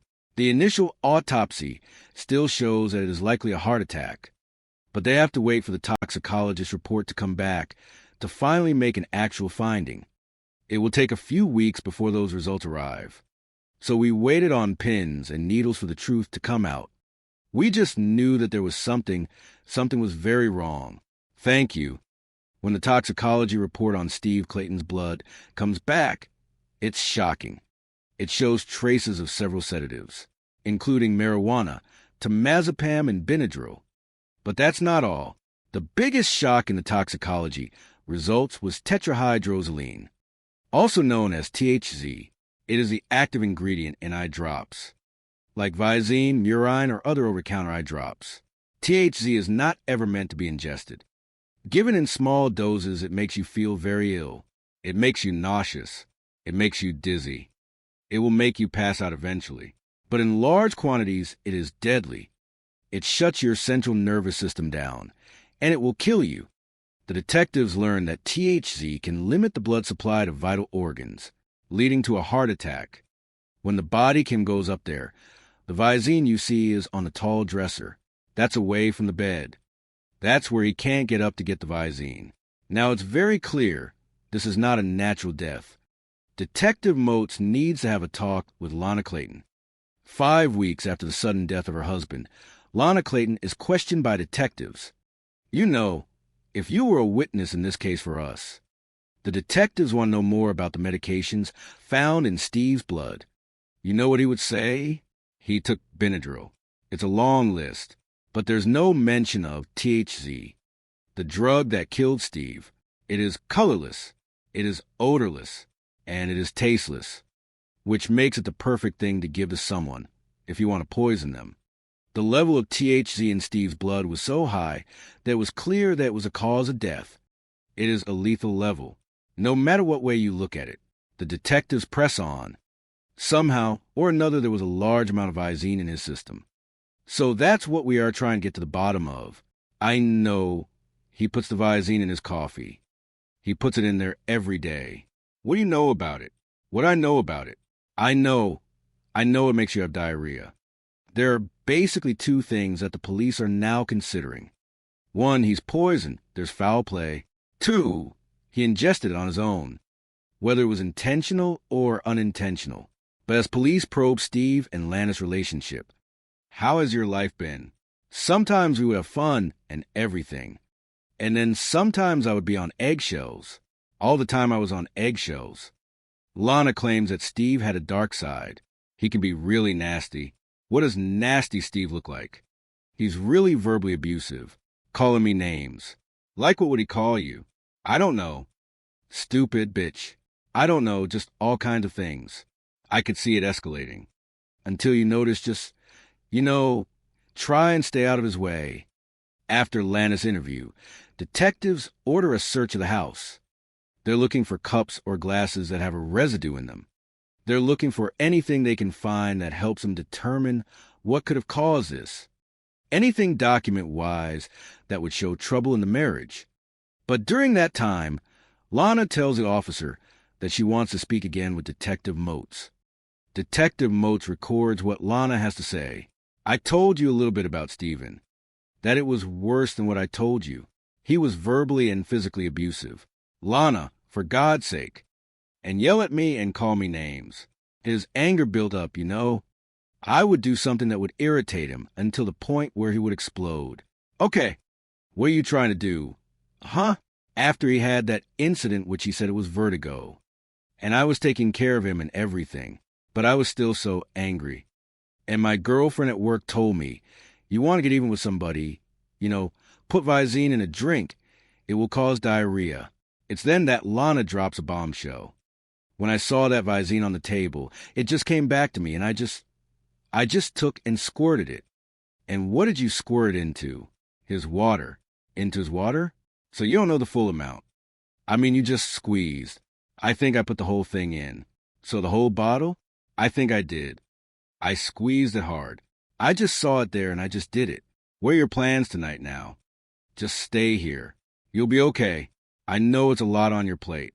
Just what if I do? What if I cause his death with the Visine? Anything else that you want to add? No. If there's more, get it off your chest. That's it.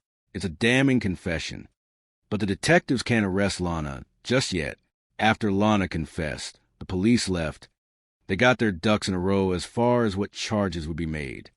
And they were ready to come back the next day to arrest Lana Clayton. But early that morning, they get a call from one of Lana's neighbors. They found notes of suicide. They're afraid that she's harmed herself. She knew the police were coming back the next day, and she knew they would have warrants for arrest. She turned the gas on and went upstairs and took some pills to kill herself. They find her unconscious in her bed. She's taken into the hospital where she's treated and ultimately released, and then immediately arrested on the charges of murder and tampering with food items. The family is informed of Lana's arrest. A detective from York County called me and said, "Hey, Nick, I just want to bring you up to speed here." Lana confessed, and I pulled over right away. It hit me like a ton of bricks, literally like a baseball bat to the face. I answered the phone, and Rosie was on the other end screaming that she killed him on January 16th, 2020. Lana accepts a plea deal and admits guilt on charges of voluntary manslaughter and tampering with a drug or food product. The original indictment was for murder.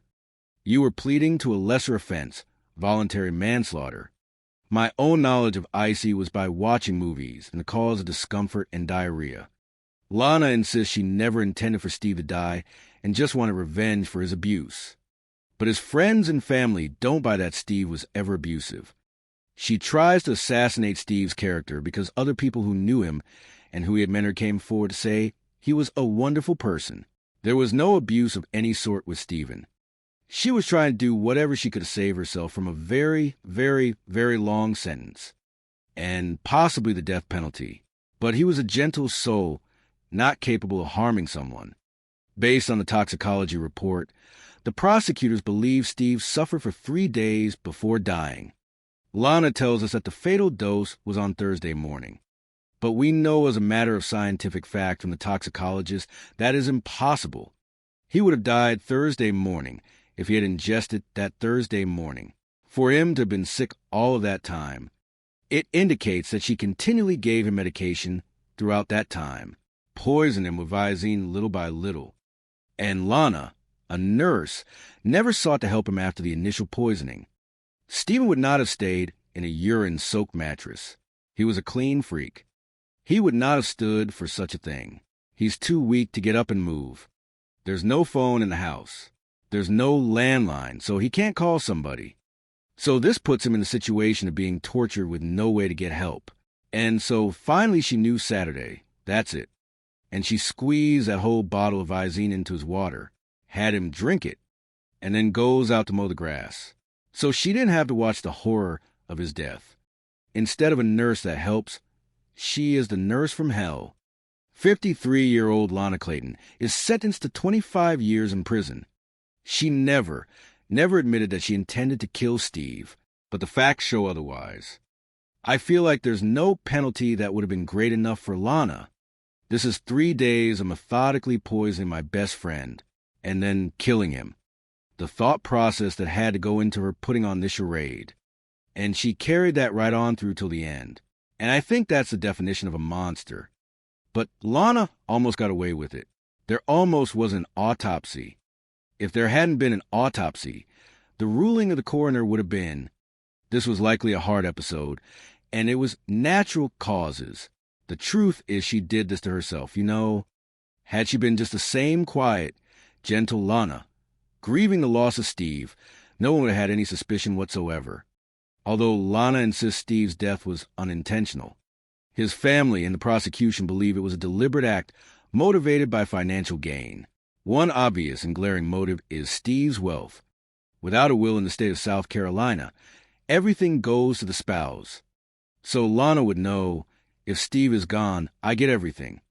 If somebody wanted to do something malicious like this, all they had to do was get rid of the will, and everything belonged to them. The family tried to move on without Steve in their lives. Hello. I mean, I miss a lot about Steve, but I miss his voice. I miss hearing his voice. This is my way of, getting away from the emotional stuff. I think what I miss about Steve is his over-the-top personality. This big, boisterous, gregarious character that enters a room and just takes over everything. Steve was an amazing person. It's been difficult not having him around. The thing I miss the most about Steve is his laughter and his ability to light up a room. Steven was stolen from everyone who loved him. Steve was stolen from everyone who loved him. Human beings are strange creatures. They kill for the most ridiculous reasons you could ever imagine. Greed, jealousy, a desperate need to feel something when their own lives have turned into nothing but ash and deceit. It is a pathetic spectacle, really. I have seen it for years, and it never gets any less nauseating. You think you know the person sleeping next to you for 19 years? My, you do not know anyone. Not really. Take the case of Danny Coleman, a good man, a man who taught children how to handle firearms with respect and care. He was a mechanical engineer, a veteran, a guy who worked with his hands and kept his head down. He was proud of his life, proud of his son, Joby. And then in October of 1992, he was gone, consumed by a fire in the middle of a remote field in Stanton, Missouri. When the firefighters finally doused those flames, all they found was a frame and a charred body. It was a gruesome discovery, but it was just the beginning of a long, dark road. You look at a scene like that, and you start from the inside, and you work your way out. We found a vehicle identification number because the killer whoever he was not as smart as he thought he was. It led us straight to the home of Karen Coleman. She looked like the grieving widow at 2:30 in the morning. But the more we dug, the more the stench of a double life started to fill the air. She was a user of controlled substances. She was involved in illicit dealings. And while Danny was out there being a hard-working, straight arrow, Karen was busy weaving a web of betrayal. I tell you, the audacity of some people is truly breathtaking. She was not just cheating on her husband. She was orchestrating his exit from this world. She found a man in prison, Larry Nolan, who was head over heels for her. She seduced him. She made promises of money, promises of a life together, all to get him to do her dirty work. $50,000 in life insurance was the price tag she put on the man she had sworn to love and honor. It is cold, it is calculated, and it is absolutely bottom-of-the-barrel humanity. For years, the case stalled. The trail went cold. But the truth has a funny way of bubbling up to the surface eventually. A deathbed confession from Larry Nolan, who finally realized he had been double-crossed and never got his payout or his woman, blew the whole thing wide open. We learned that the murder was not just a crime of passion. It was a conspiracy. James Cornhart, a firefighter, someone who was supposed to save lives, was the one who facilitated the hit. And there was Stephen Mueller, who admitted to being the one who actually pulled the trigger. They lured Danny to a vacant house under the guise of revealing secrets about his wife's infidelity. They beat him, they ended his life, and they burned his truck to hide the evidence. You have to be kidding me. That is how low men will sink for a few dollars. The fingerprint on the cellophane wrapper from the matchbook at the scene, which sat in an evidence locker for 16 years, finally got its day in court. When we caught them, they were still talking, still trying to clean up their messes. James Cornhart actually had the gall to call a friend from jail to ask him to dump the murder weapon and the silencer into a river. These are not masterminds.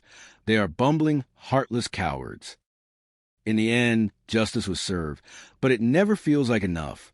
Danny Coleman was an asset to this world, a man who got blindsided by the one person he should have been able to trust with his life.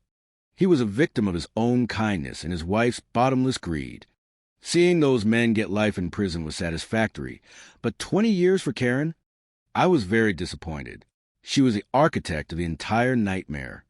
She pulled the strings, she sold her husband out, and she lived a lie for nearly 2 decades. She should have stayed behind bars for the rest of her days. But that is the way the world turns, I suppose. It leaves you with nothing but questions and a heavy reminder that sometimes the monster is sitting right across the dinner table. Human beings are strange creatures. They kill for the most ridiculous reasons you could ever imagine, and they do it with a coldness that would freeze the blood in your veins. My. You see the darkness in people, and you realize that some secrets are buried deep, but they always have a way of clawing their way to the surface. It was October 22nd, 1992, in Stanton, Missouri, a place where the rolling farmland stretches out like a quiet graveyard. A passerby spotted a glow in the distance, a fire that turned out to be a truck burning in a field. Inside sat what was left of Danny Coleman. I tell you, you have to be kidding me if you think you can just burn a man to ash and hide the truth. We found him in the passenger seat, his life stolen, his body destroyed by flames, and his identity hidden behind a wall of charred metal. But killers, they're always sloppy. They left the vehicle identification number on the frame, a glowing neon sign pointing us straight to the home of Karen and Danny Coleman in St. Louis. When we arrived at 2:30 in the morning, Karen and her son, Joby, were there, but Danny was not. She played the part of concerned wife, but the air in that house felt wrong. It was heavy, like the silence before a storm. Danny was a good man, a veteran, a guy who taught children how to handle firearms, a straight shooter with a big heart. He did not deserve to be bait in a trap set by the woman who had promised to love him until death, though I suspect she took that vow far more literally than he ever imagined. The autopsy by Dr. Mary Case revealed the true horror. Not just a fire, but blunt force trauma to the skull. It was a homicide, plain and simple, but the trail went cold for years. It stayed that way until 1999, when a jailhouse confession from a man named Larry Nolan blew the case wide open.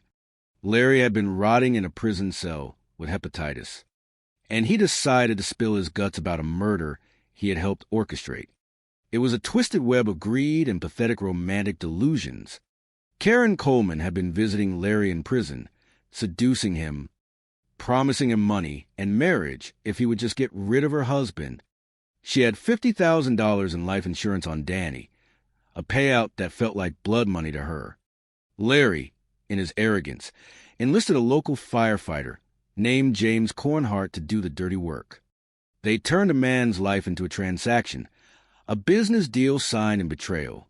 They lured Danny to a house, ambushed him, and finished him with shots from a gun fitted with a silencer, a pathetic detail in a story already filled with cowardice.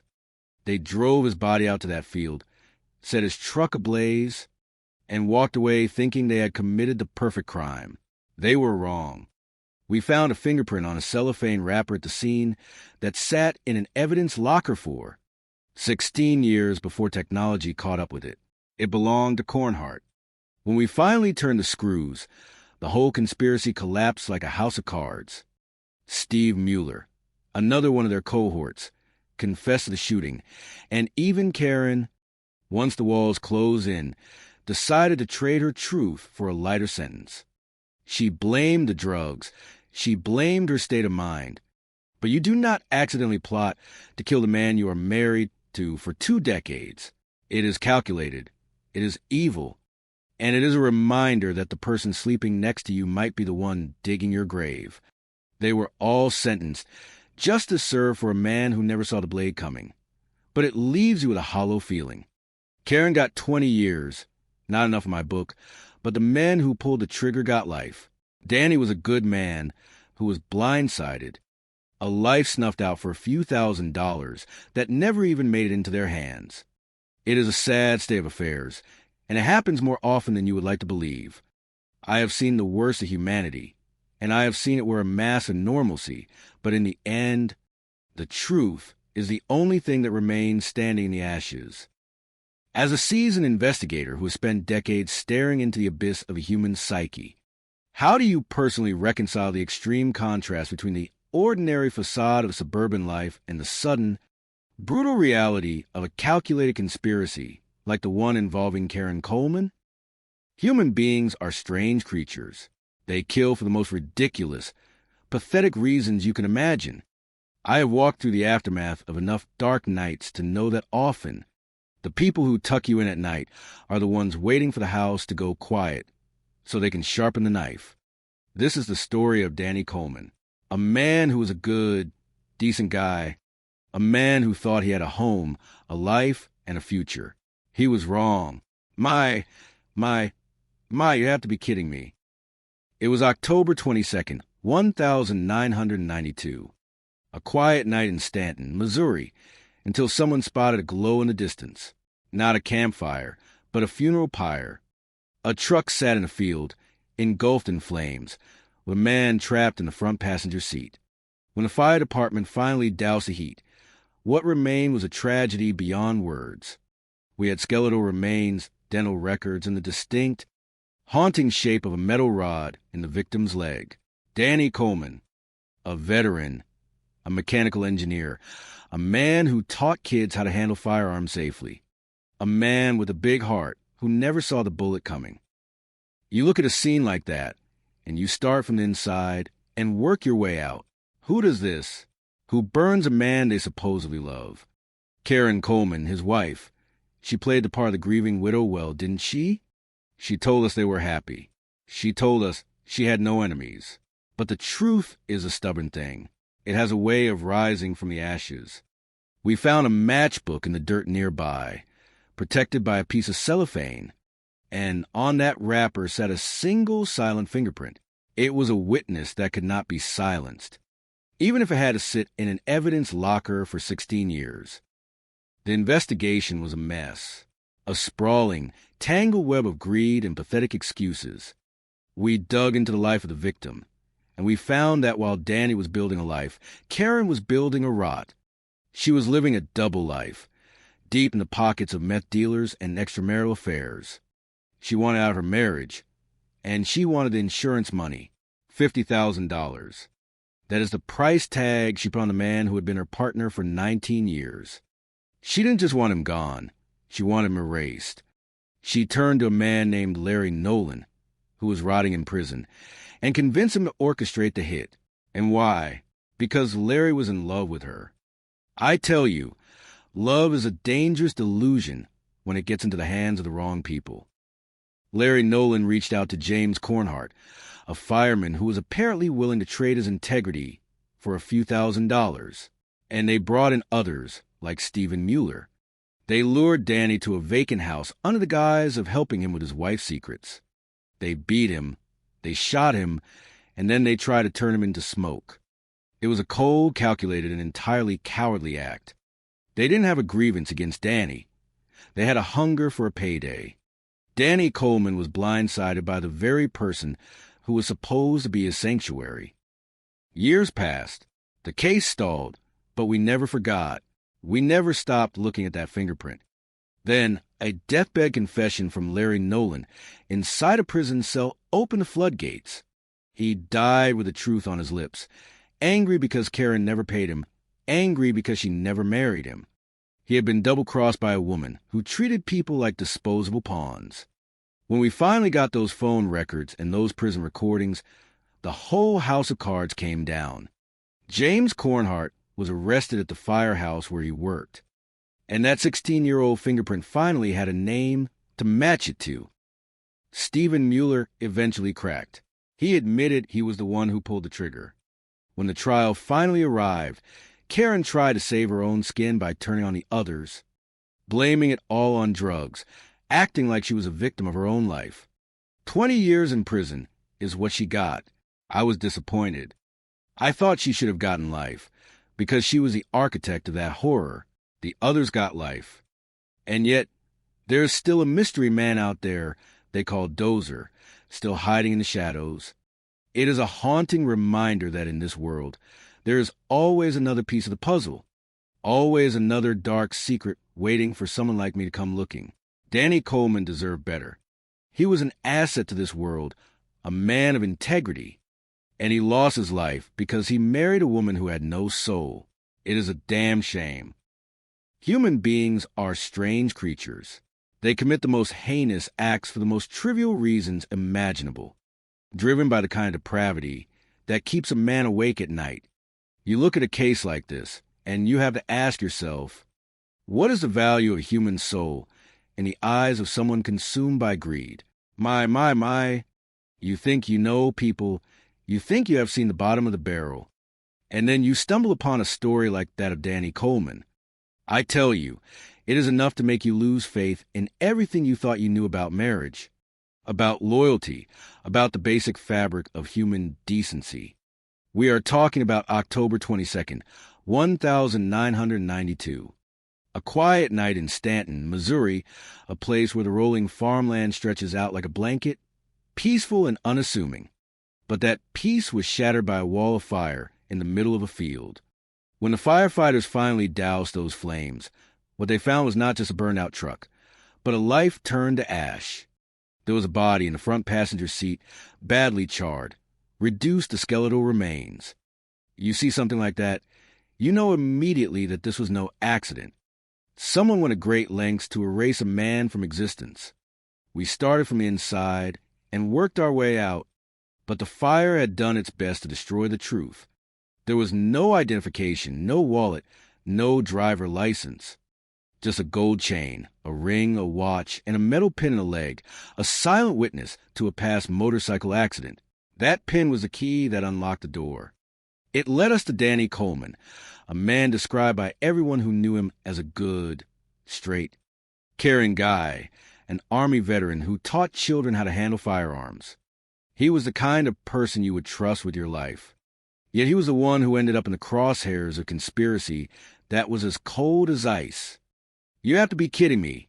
You think, when you start looking at the people closest to him. We questioned his wife, Karen. She played the part of the grieving widow, the loving partner of 19 years. But the truth has a funny way of bubbling up to the surface. We soon found out that Karen was not the woman she claimed to be. She was leading a double life, deep into drugs, deep into infidelity, and apparently deep into a plot that would make your skin crawl. She was having affairs while her husband worked hard to build a business. She was dealing in narcotics while he taught values to the next generation. And all the while, she was planning to trade his life for a $50,000 insurance policy. It is a level of calculated betrayal that is hard to fathom. The case went cold for years, as most complex conspiracies do. It took a deathbed confession from a man named Larry Nolan, sitting in a prison cell, to finally crack it open.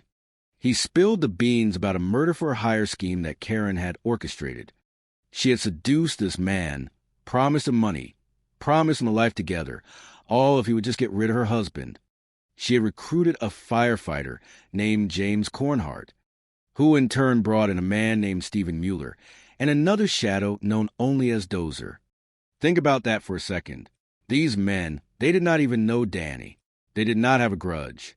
They were just looking for a payday. They lured Danny to a vacant house under the guise of exposing Karen's infidelity, and they ended his life. They beat him, they shot him, and then they drove his body to a remote field in Stanton to set it on fire, hoping the flames would hide their sins forever. They almost got away with it, too, if not for a fingerprint on a cellophane wrapper that sat in an evidence locker for 16 years. When we finally got those men in custody and started listening to their jailhouse phone calls, the whole house of cards came tumbling down. Stephen Mueller confessed to being the one who actually pulled the trigger. They were sentenced to life in prison, and rightfully so. But then you have Karen. She got 20 years. 20 years for being the architect of a murder. I tell you, that does not sit right with me. She was just as much a killer as the men who did the dirty work. She destroyed a good man, a father, a person who had done nothing but try to be a decent human being. She acted with a malice that is truly difficult to comprehend. And as for Dozer, the man who vanished into wind, the investigation continues. You look at a case like this, and you are reminded that evil does not always come with a mask or a weapon in hand. Sometimes it wears the face of the person you sleep next to. Sometimes it hides behind the promise of easy money. It is a cold, hard truth, but it is the truth nonetheless. Danny Coleman deserved better. He was blindsided by the one person he should have been able to trust most in this world. And that is a tragedy that no amount of time can ever truly wash away. Human beings are strange creatures. They commit the most heinous acts for reasons so absurd, so trivial, that they would make a sensible person weep. I have spent a lifetime looking into the abyss, and I can tell you, the darkness inside a human heart is far colder than any grave. You have to be kidding me. You think to yourself when you see the evidence, but it is always there. A life, reduced to nothing but ash and bone in the middle of the field, all because someone wanted a few dollars and a clean slate. My, it is enough to make you lose your faith in the species entirely. The case of Danny Coleman is a prime example of the rot that hides behind the veneer of a normal life. Danny was a good man, a salt-of-the-earth individual who loved his family, worked hard, and carried his burdens with a quiet dignity that is rare in this world. He was a mechanical engineer, a man who built things, who taught children how to handle firearms with respect. He was, by every account, a decent human being. But Danny had a blind spot. His wife, Karen, was not the person he thought she was. She was living a double life, a sordid existence of infidelity and chemical dependency that Danny, in his goodness, could not even fathom. She viewed her marriage not as a partnership, but as a cage, and her husband not as a soulmate, but as an obstacle to be removed for a measly $50,000 in insurance money. It is cold, it is calculated, and it is entirely pathetic. She reached out to a man named Larry Nolan, a career criminal sitting behind bars. feeding his ego with the promise of a twisted romance and a slice of the pie. Nolan was a man who lived by the blade and the gun, a man who thought himself a puppet master. He orchestrated the hit from his cell, recruiting another lowlife named James Cornhart, a firefighter who was supposed to protect the community, not terrorize it. And then there was Stephen Mueller, another lost soul dragged into the cesspool, and a mysterious figure known only as Dozer. These men, they did not even know Danny. They did not have an axe to grind. They were just greedy, empty vessels waiting for a paycheck. They lured Danny to a vacant house, a trap set with the precision of a predator, and they took his life. They thought they had gotten away with it, incinerating his truck in a remote field in Stanton, Missouri, thinking the fire would consume the truth along with the victim. But they forgot one thing. The dead, they do speak, if you listen closely enough. We found that vehicle, nothing more than a charred frame. We found the metal pin in Danny's leg, a grim reminder of a motorcycle accident from his youth. That pin was his identity when his own skin had been burned away. It was a thread that started the unraveling. We chased shadow for years. We hit walls. The case went cold. Because that is what happens when you have monsters who think they are smarter than the law. But justice has a way of catching up, eventually. A deathbed confession from Nolan inside a prison cell cracked the door open. And once you get a glimpse of the truth, you do not stop until you tear the whole thing down. We tracked the phone calls, the secret payments, and that single fingerprint on a matchbook wrapper that had been sitting in an evidence locker for 16 years. It was a masterpiece of investigation, a slow, methodical grind to bring these people to the light. When we finally brought Cornhart and Mueller to justice, it was not just a victory for the badge. It was a testament to the fact that you cannot hide from what you have done forever. They thought they were invisible. They thought they were clever. They were just common killers. And then there was Karen. She sat there, trying to barter her way to a lighter sentence, pinning the blame on the drugs, acting as if she were a victim of her own life. She had the audacity to suggest that she was a new person, a person who had seen the light. But I tell you, there is no redemption for a woman who sends her own husband to his grave so she can go shopping with his insurance money. She got 20 years. It was not enough. It will never be enough for a man like Danny Coleman, who never saw it coming, who was blindsided by the one person who was supposed to be his sanctuary. The world is a darker place without him. And I only hope that the people who ended his life spend every waking moment in that concrete cell contemplating the sheer worthlessness of what they bought with his blood. Human beings are strange creatures. They commit the most heinous acts for the most trivial, pathetic reasons you could ever imagine. You sit there looking at the wreckage of a life, and you have to ask yourself, what kind of person looks at a man who gave them everything and decides that his existence is merely an obstacle to a paycheck? My, it is a question that keeps a homicide detective up long after the badge is off.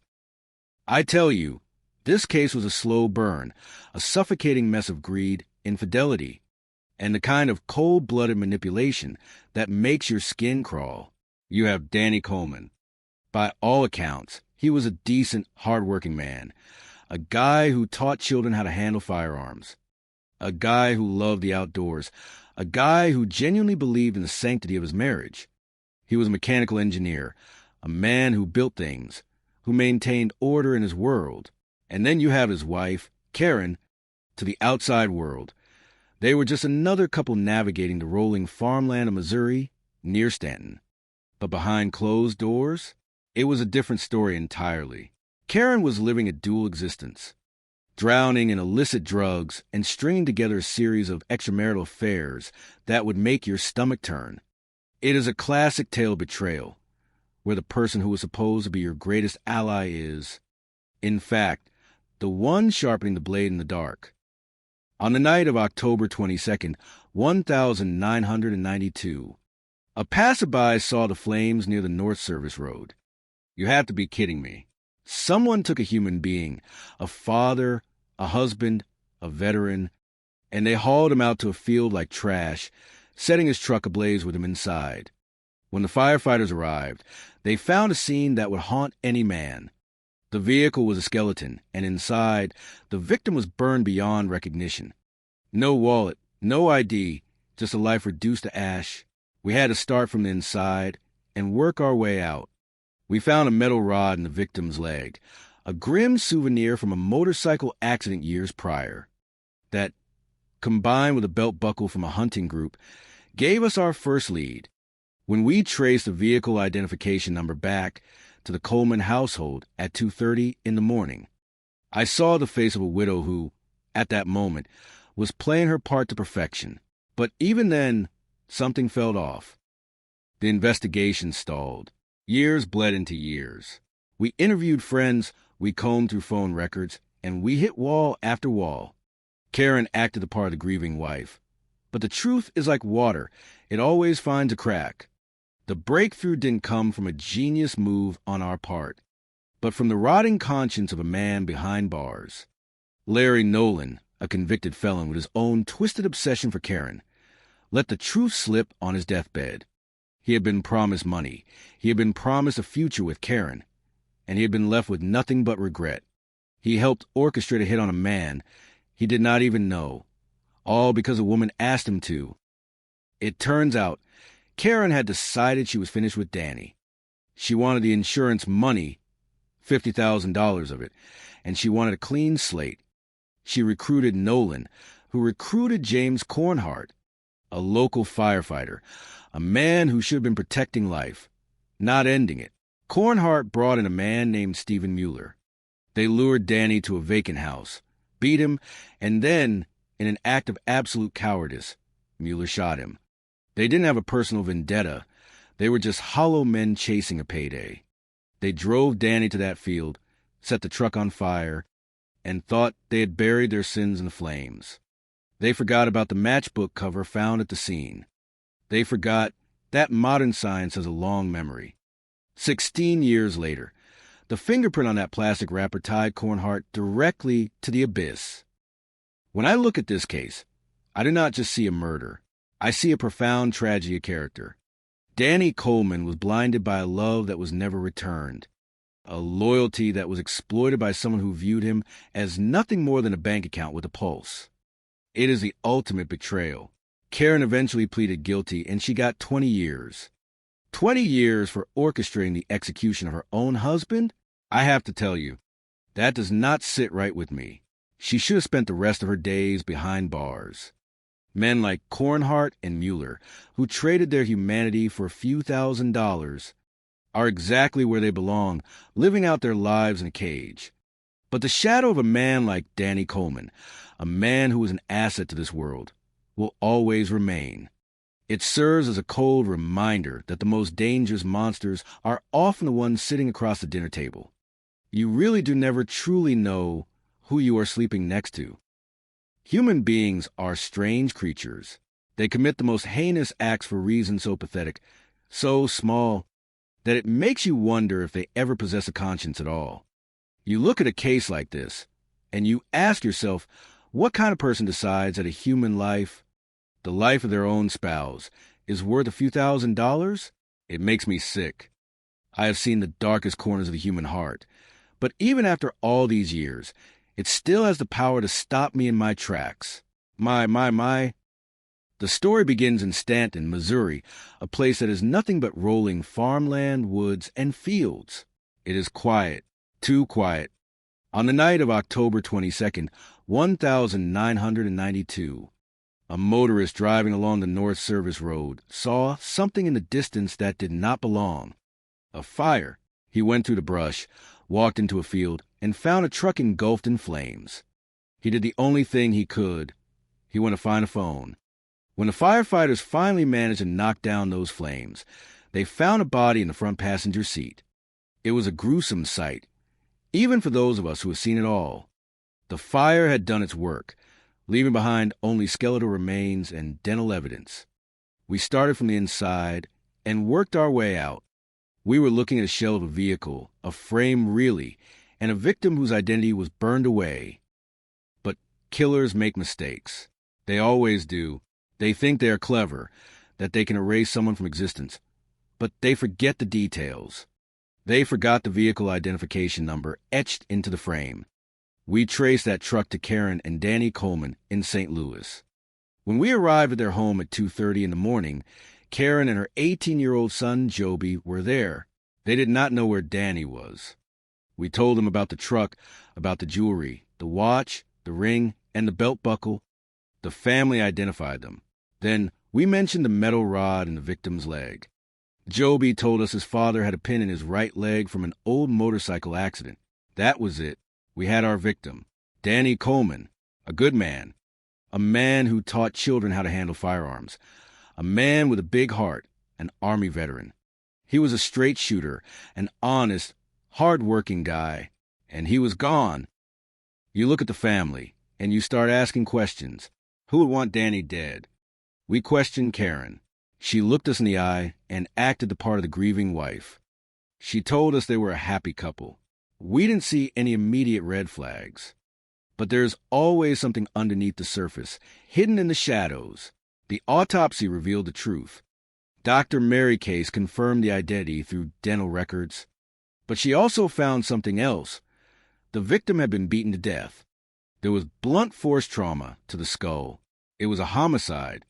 The scene was remote with no houses around. It was a calculated execution. We went over the crime scene with a fine-tooth comb. We found a matchbook case wrapped in cellophane.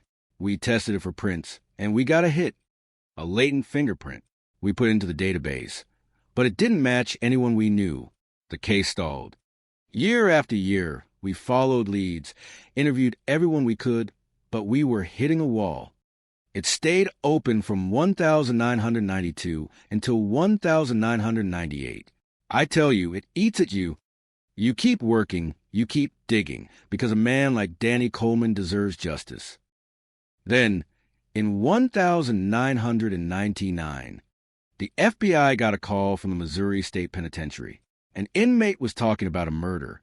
His former cellmate, Larry Nolan, a convicted armed robber, had made a deathbed confession before passing away from hepatitis. He confessed to being involved in the murder of Danny Coleman.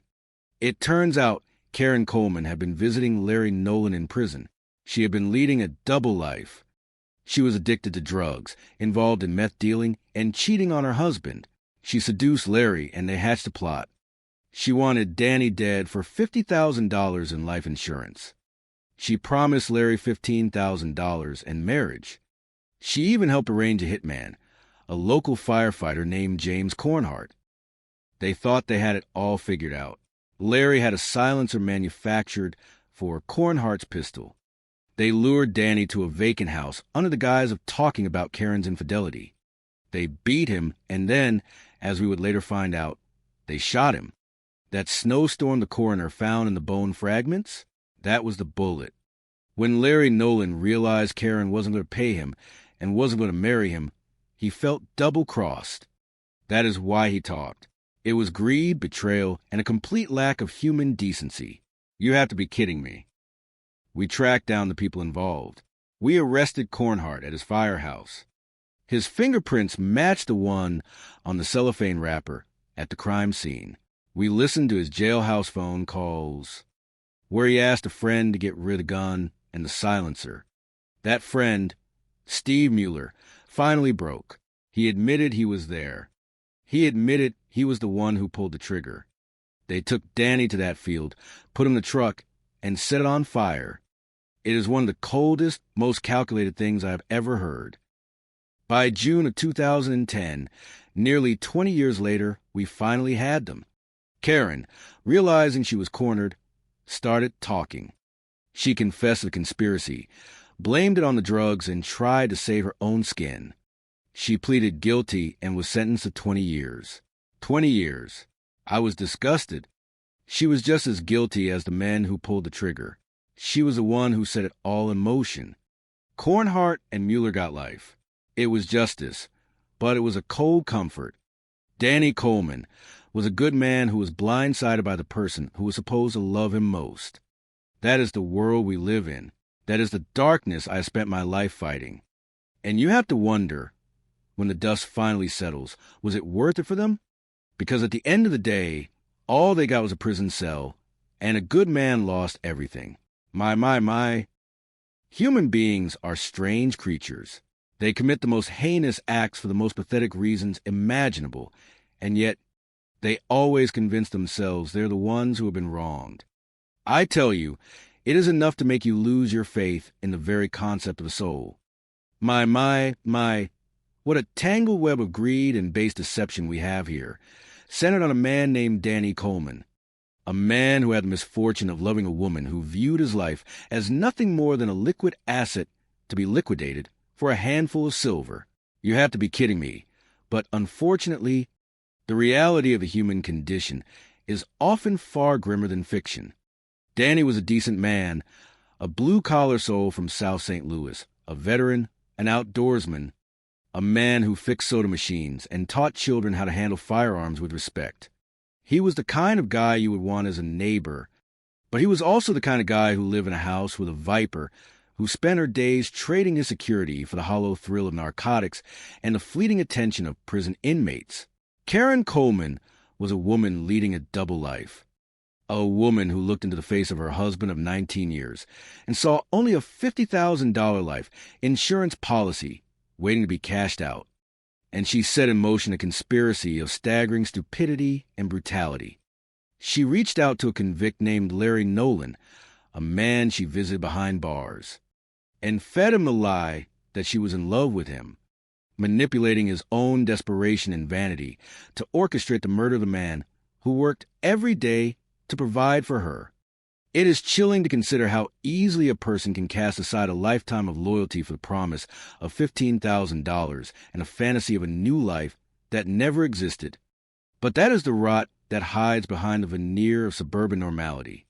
Larry Nolan, nursing his own pathetic grievances and his own impending death from hepatitis, recruited his friend James Cornhart, a man who worked as a firefighter, a man who was supposed to save lives, but chose instead to facilitate a murder for a price. They drag in another man, Stephen Mueller, and an unidentified shadow known as Dozer, and on an October night in 1992, they lured Danny to a vacant house under the guise of gossip about his own wife's infidelity.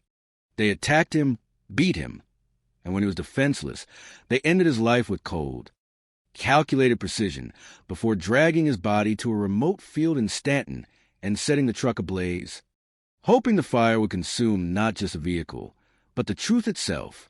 The arrogance of these people, thinking they could outsmart the law with a matchbook and a missing license plate, is truly breathtaking. They left behind a fingerprint on a cellophane wrapper, a silent witness that sat in an evidence locker for 16 years, waiting for the day when the truth would finally claw its way out of the darkness. Years of silence followed, a period where the case seemed to stall, where the grief of Danny's son Joby remained an open wound, and where Karen Coleman walked free, nursing her addiction and her secrets. But justice has a way of being patient, and when Larry Nolan, rotting in a prison cell, decided he had been double-crossed by his partner in crime, he opened the floodgates with a deathbed confession that would eventually bring this house of cards crashing down. The investigation was an exhausting marathon of forensic breakthroughs. Prison recordings where these men discussed the disposal of silencers made from lawnmower mufflers, and the eventual dismantling of their web of lies. When they finally put the cuffs on James Cornhart at the very firehouse where he claimed to be a public servant, and when they finally cornered Karen, she dropped the mask of the grieving widow to reveal the selfish, hollow person she had always been, blaming her actions on drugs as if a chemical dependency could ever excuse the cold-blooded betrayal of a man who loved her. It is a pitiful excuse, a pathetic attempt to rewrite a history that was written in blood. The jury saw them for what they were, sentencing the men to life. But for Karen, who received 20 years for her cooperation, I still find myself unsatisfied. She was the architect of this nightmare, the one who poisoned the well, and yet she will one day walk free, while Danny Coleman remains in the ground. A man who was completely blindsided by the one person who was sworn to stand by his side. It is a cold, dark truth about the nature of some people, And it serves as a grim reminder that sometimes the most dangerous predator in a room is the one who sleeps in the bed right next to you. Human beings are strange creatures. They commit the most heinous acts for the most pathetic reasons imaginable, and sometimes the people who are supposed to be your harbor in a storm are the ones who decide to sink your ship. I have walked through the darkest corners of the human psyche for years, and I tell you, nothing prepares you for the sheer, cold-blooded audacity of a spouse who decides that their partner is worth more as a corpse than as a living, breathing human being. You have to be kidding me. It was October 22nd, 1992, a night in Stanton, Missouri, where the darkness was punctuated by an orange glow in a field. A passerby found a truck burning like a funeral pyre. When the fire department doused those flames, they found what remained of Danny Coleman. It was not a pretty sight. My. You start with a frame, some bone fragments, and a broken heart. We had no identification, but we had a gold chain, a ring, a watch, and a metal rod in his leg. That rod was the only reason we knew who he was before the night was over. Danny was a good man, a mechanic, an Army veteran, someone who taught children how to handle firearms with respect. He was the kind of person who leaves a void in the world when they are gone. His wife, Karen, played the part of the grieving widow well enough at first, but in this job, you learn that silence often screams louder than words. We questioned her, and she told us they were happy, a loving couple. But the truth is a stubborn thing. It always finds a way to crawl out from under the rocks.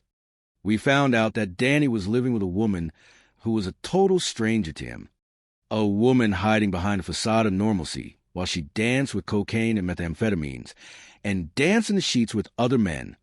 She was leading a double life, and poor Danny, the man with the big heart, never stood a chance. The investigation stalled. Years bled into each other. 1,992 becoming 1,998. Cold cases are like open wounds. They just sit there waiting for someone to pour salt on them. And then, in 1,999, that salt came in the form of a deathbed confession from a prison inmate named Larry Nolan. It turns out that Karen had been playing a dangerous game, using her affair with Larry to orchestrate a hit on her husband for $50,000 in insurance money. She promised Larry $15,000 and a life together. What a joke. People talk about love, but in this case, love was just a currency for a transaction. Larry reached out to his friend, James Cornhart, a local firefighter, to do the dirty work. Cornhart brought in Stephen Mueller, and a ghost we only know as Dozer. They lured Danny to a vacant house under the guise of exposing Karen's infidelity. It was a setup cold and calculated. They beat him, and then, according to Mueller, he finished the job with a gun. They hauled him out to that field and set him ablaze to hide their tracks. You have to be kidding me. These men killed a man they did not even know for a paycheck that was never going to buy them anything but a cage. When we finally put the pieces together, when we matched the fingerprint from the cellophane on the matches at the scene to Cornhart, the walls finally started closing in. Mueller cracked, singing the song of their betrayal, and even Karen, when faced with the truth, decided to sell out her co-conspirators to save her own skin. She wanted a deal. I tell you, she was a murderer too. She was the architect of that disaster. She walked away with 20 years, while those men got life. It was a hollow victory. A good man, a father, a guy who loved the outdoors. He was blindsided by the one person he trusted most. It makes you look at the world a little differently, doesn't it? It makes you realize that sometimes the monster does not live under the bed.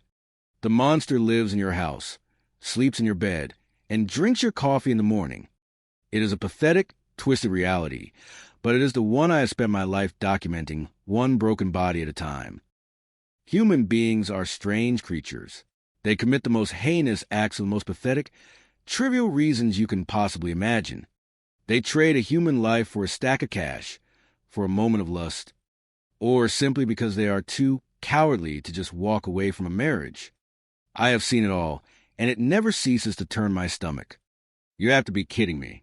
You think you know someone, You share a bed with them for 19 years. You raise a child together, and all the while, they are plotting your end as if you were nothing more than an inconvenient piece of furniture. My, it is enough to make you lose your faith in humanity. The case of Danny Coleman is one that sticks in my craw. It was a long road, nearly 2 decades of shadows and silence. But the truth has a funny way of clawing its way to the surface, no matter how hard you try to bury it in the dirt or burn it in a field. It started on an October night in 1992. A vehicle, a truck, found ablaze in a remote field in Stanton, Missouri. Inside, a human life reduced to ash and bone. It was not an accident. It was a cold, calculated execution. We started from inside and worked our way out, as you always must. The truck was a hollowed-out shell, but the frame still held the secret of the vehicle identification number. It led us straight to the home of Karen and Danny Coleman. I can still see the scene when we arrived in the early morning hours, the confusion, the feigned innocence. Karen Coleman looked us in the eye and played the part of the grieving wife. But there was a rot beneath the surface that we could not yet see. She was living a double life, a sordid existence of methamphetamine addiction and serial infidelity that Danny, a straight shooter and a man of character, never stood a chance of uncovering until it was far too late. Danny was a good man, a veteran, a skilled worker, a father who cared. He was blind, a monster. He was married to. While he was out working, trying to build a better life, Karen was weaving a web of conspiracy. She was visiting a convict named Larry Nolan in prison, feeding him lies, promising him money and a future if he would just remove the obstacle in her way. It was a hit for hire. $50,000 in insurance money was the price tag on a man's life. Can you imagine that? $50,000. That is all his 19 years of loyalty and love were worth to her. The conspiracy was deep. Larry Nolan, serving time but still pulling the strings, reached out to James Cornhart, a man who worked as a firefighter. Imagine that, a man sworn to save lives, taking money to end one. They did not stop there. They recruited a man named Stephen Mueller and an elusive ghost they called Dozer. They lured Danny to a vacant house under a false pretense, a cruel trick to separate him from his world. They beat him, and then, as if the brutality was not enough, they finished it with gunfire. They drove him to a field in Stanton and set his truck on fire, hoping the flames would erase the evidence of their savagery. The case went cold, as they often do when the players are careful and the leads dry up, but the truth is a persistent ghost. Years later, Larry Nolan, dying in prison from hepatitis, decided he wanted to be heard. He felt double-crossed. He had been promised a cut, a marriage, a new life, and Karen had simply stopped visiting. She had used him and discarded him. His deathbed confession was the key that unlocked the floodgates. We had the fingerprint on the cellophane wrapper, the records of the calls, the insurance payments, and finally, the testimony of a man who realized that loyalty among criminals is a fairy tale. When we finally brought them in, the facade crumbled. James Cornhart was in denial until the very end. Even as he was recorded from jail trying to dispose of the murder weapon and the silencer he had fashioned from a lawnmower muffler. You have to be kidding me. A lawnmower muffler. The arrogance of these people is truly staggering. They thought they were smarter than the law. They were wrong. Karen Coleman eventually sang. She saw the walls closing in and decided to trade her remaining scraps of dignity for a reduced sentence. She admitted it all. She admitted the affair, the drugs, the greed. She sat there, cold as ice, and laid out how she bought her husband's death. She received 20 years. I have to tell you, I was disappointed. She deserved a lifetime behind bars, just like the men she hired. She was the architect of that horror. She is the one who poisoned the mind of her best friend's husband and set this nightmare in motion. I look at this case and I see the absolute wretched fragility of a life. Danny Coleman was an asset to this world. He was a decent man who got blindsided by the one person who was supposed to be his sanctuary. It is a cautionary tale if you ask me. People are capable of anything, and never assume that the person sitting across the dinner table from you is exactly who they claim to be. The case is closed. The monsters are in cages. But the cost was a man's life and the innocence of a son who had learned the darkest truths about his own mother. It is a hollow victory, but it is the truth, and in my line of work, the truth is the only thing that ever truly matters. Human beings are strange creatures. They commit the most heinous acts for reasons so pathetic, so small, that you have to wonder if they even understand the value of a single human life. You look at a case like this, and you ask yourself, what is a man worth? To some, it is $50,000. To me, it is everything. I am Joe Kenda, and let me tell you, I have seen the darkest corners of the human heart, but this one makes my skin crawl. We start in the quiet, rolling farmland of Stanton, Missouri. It is a place where people mind their own business, where the interstate cuts through the woods like a scar. On a night in October, in the year 1992, a man sees a glow in the distance. He thinks it is a bonfire. He finds a truck, but it is not a bonfire, and the person inside is not coming home for dinner. When we arrived, the heat had done its job too well. The vehicle was a shell, and the man inside was reduced to skeletal remains. My. You see a scene like that, and you know right away, this was not an accident. This was a message. We found a metal rod in his leg, a surgical pin. That was the key. We traced the vehicle identification number back to a home in St. Louis. Danny Coleman, a man who taught children how to handle firearms, a man with a big heart, a man who loved his wife. We had to break the news to his wife, Karen, and their son, Joby. There were tears, sure, but look closely at people when their world falls apart. Sometimes the tears do not reach the eyes. We dug. You always dig. You pull at a thread, and sometimes the whole sweater unravels. We found out that Danny was a good man, a hard-working man, but he was married to a shadow. Karen Coleman was living a double life. While Danny was out there trying to build a future, she was busy with drugs, busy with affairs, and busy with a man named Larry Nolan. Larry was an inmate, a convict, and he was supposedly in love with her. I tell you, love is a dangerous word in the mouth of a criminal. The case went cold for years, 6 years to be exact. It sat in a file cabinet, gathering dust, waiting for a crack in the silence. Then a deathbed confession from inside the Missouri State Penitentiary opened the floodgates. Larry Nolan, dying of hepatitis, spills his guts to his cellmate. He tells a story of greed, of a hit of insurance money. He says Karen promised him $15,000 and marriage if he could just get rid of her husband. She played him like a fiddle, and she played Danny like a fool. You have to be kidding me. She hired out the hit. She turned to Larry, and Larry turned to James Cornhart, a local firefighter. They brought in another man, Stephen Mueller, and someone they called Dozer. They lured Danny to a vacant house under the guise of talking about his wife's infidelity. They beat him, and then they finished him. 3 shots. Stephen Mueller admitted he was the one who pulled the trigger. They took him to that field in Stanton and set the truck on fire to hide the truth. They thought the fire would consume the evidence, but they forgot one thing, a fingerprint on a matchbox wrapper, a silent witness left behind in the dirt. We tracked the phone records. We found the payments. We caught Cornhart at his firehouse. When we processed him, his prints matched that wrapper perfectly. 16 years later, the truth finally caught up to them. And Karen? When she realized the walls were closing in, she started singing like a bird to save her own skin. She admitted everything. She blamed the drugs. She blamed her state of mind. It is always an excuse with these people. She wanted the insurance money to start over. Well, she got a new start. All right, just not the one she planned. The jury found Cornhart and Mueller guilty. Life in prison. That is a long time to think about what you did for a few $1,000s.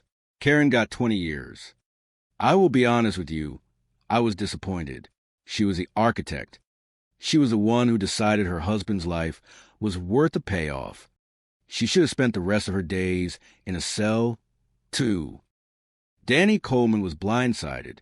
He was an honest man, and he was killed by the very person who promised to stand by him. That is the tragedy of it. It does not matter how much money you have, or how well you hide your secrets. Eventually, the bill comes due, and in this line of work, we make sure it is paid in full.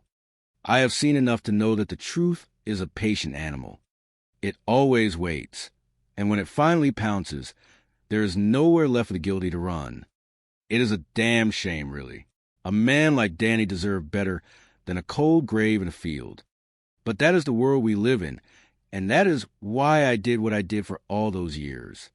You have to be the one to hold the line, because the alternative is letting the monsters win, and I never much liked monsters.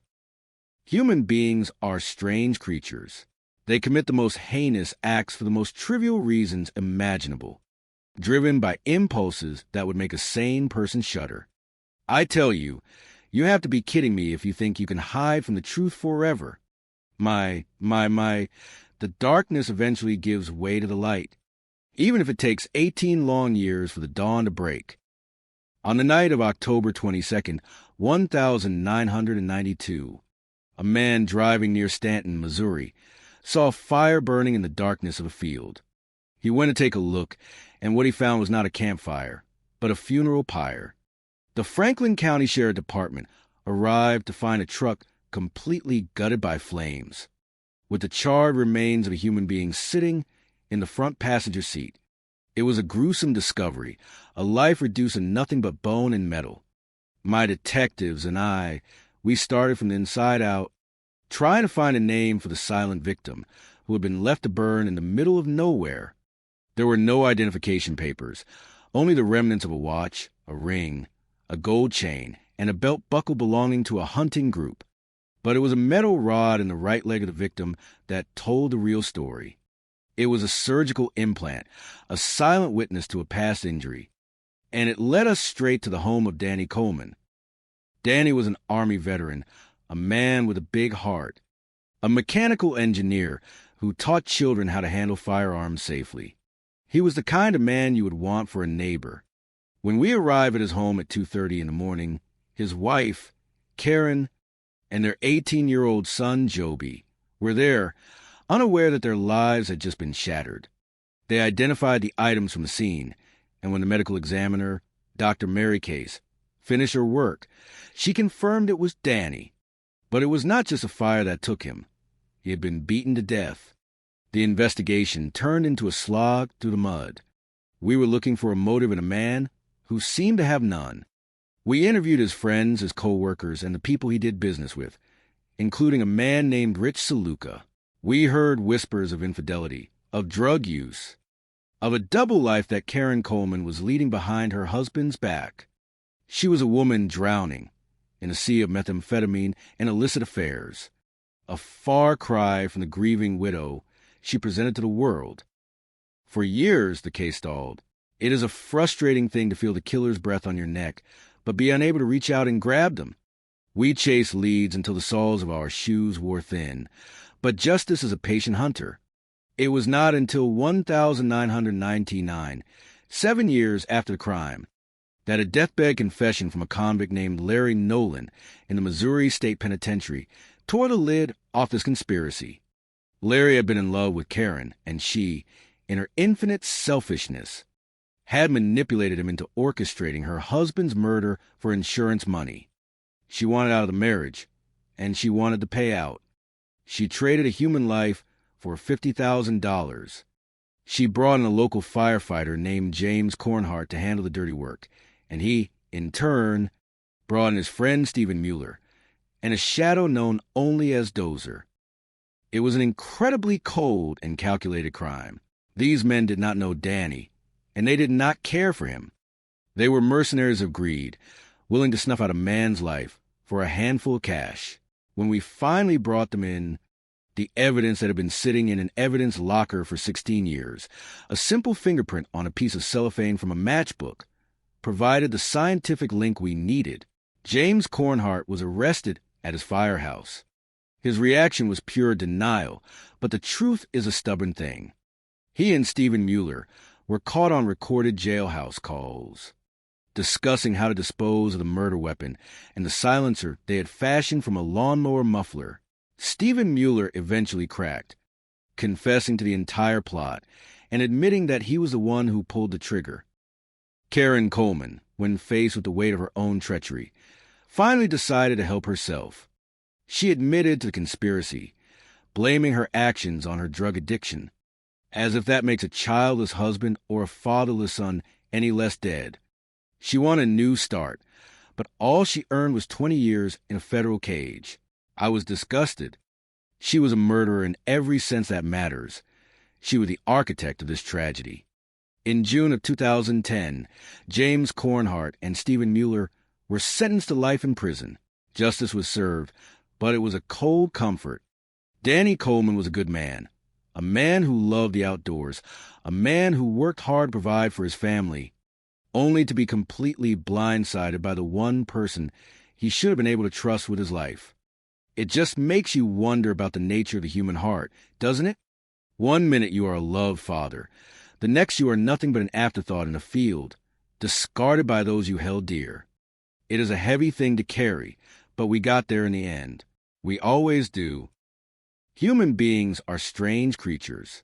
They kill for the most ridiculous reasons you could ever imagine, and then they lie about it, pretending they are the victims of circumstances they created themselves. You have to be kidding me if you think you can hide behind a veil of normalcy when your heart is rotting from the inside out. I tell you, this case was a classic study in the darkness that can exist within a home that, on the surface, looks like any other suburban dream. We had a man, Danny Coleman, a guy who actually cared about his fellow human beings, a man who taught children how to handle firearms with respect and caution, completely blindsided by the one person who was supposed to be a sanctuary. He was a mechanical engineer, a steady hand in a world that was becoming increasingly chaotic. But he was married to a woman, Karen, who was living an entire life behind his back, a life fueled by narcotics and a pathological need for something she could never define. It is the oldest story in the book, really. Greed and jealousy are a lethal cocktail. And when you add the cold, calculated detachment of professional hitmen, you end up with a body burning in a field in Stanton, Missouri, in the middle of a night in October 1992.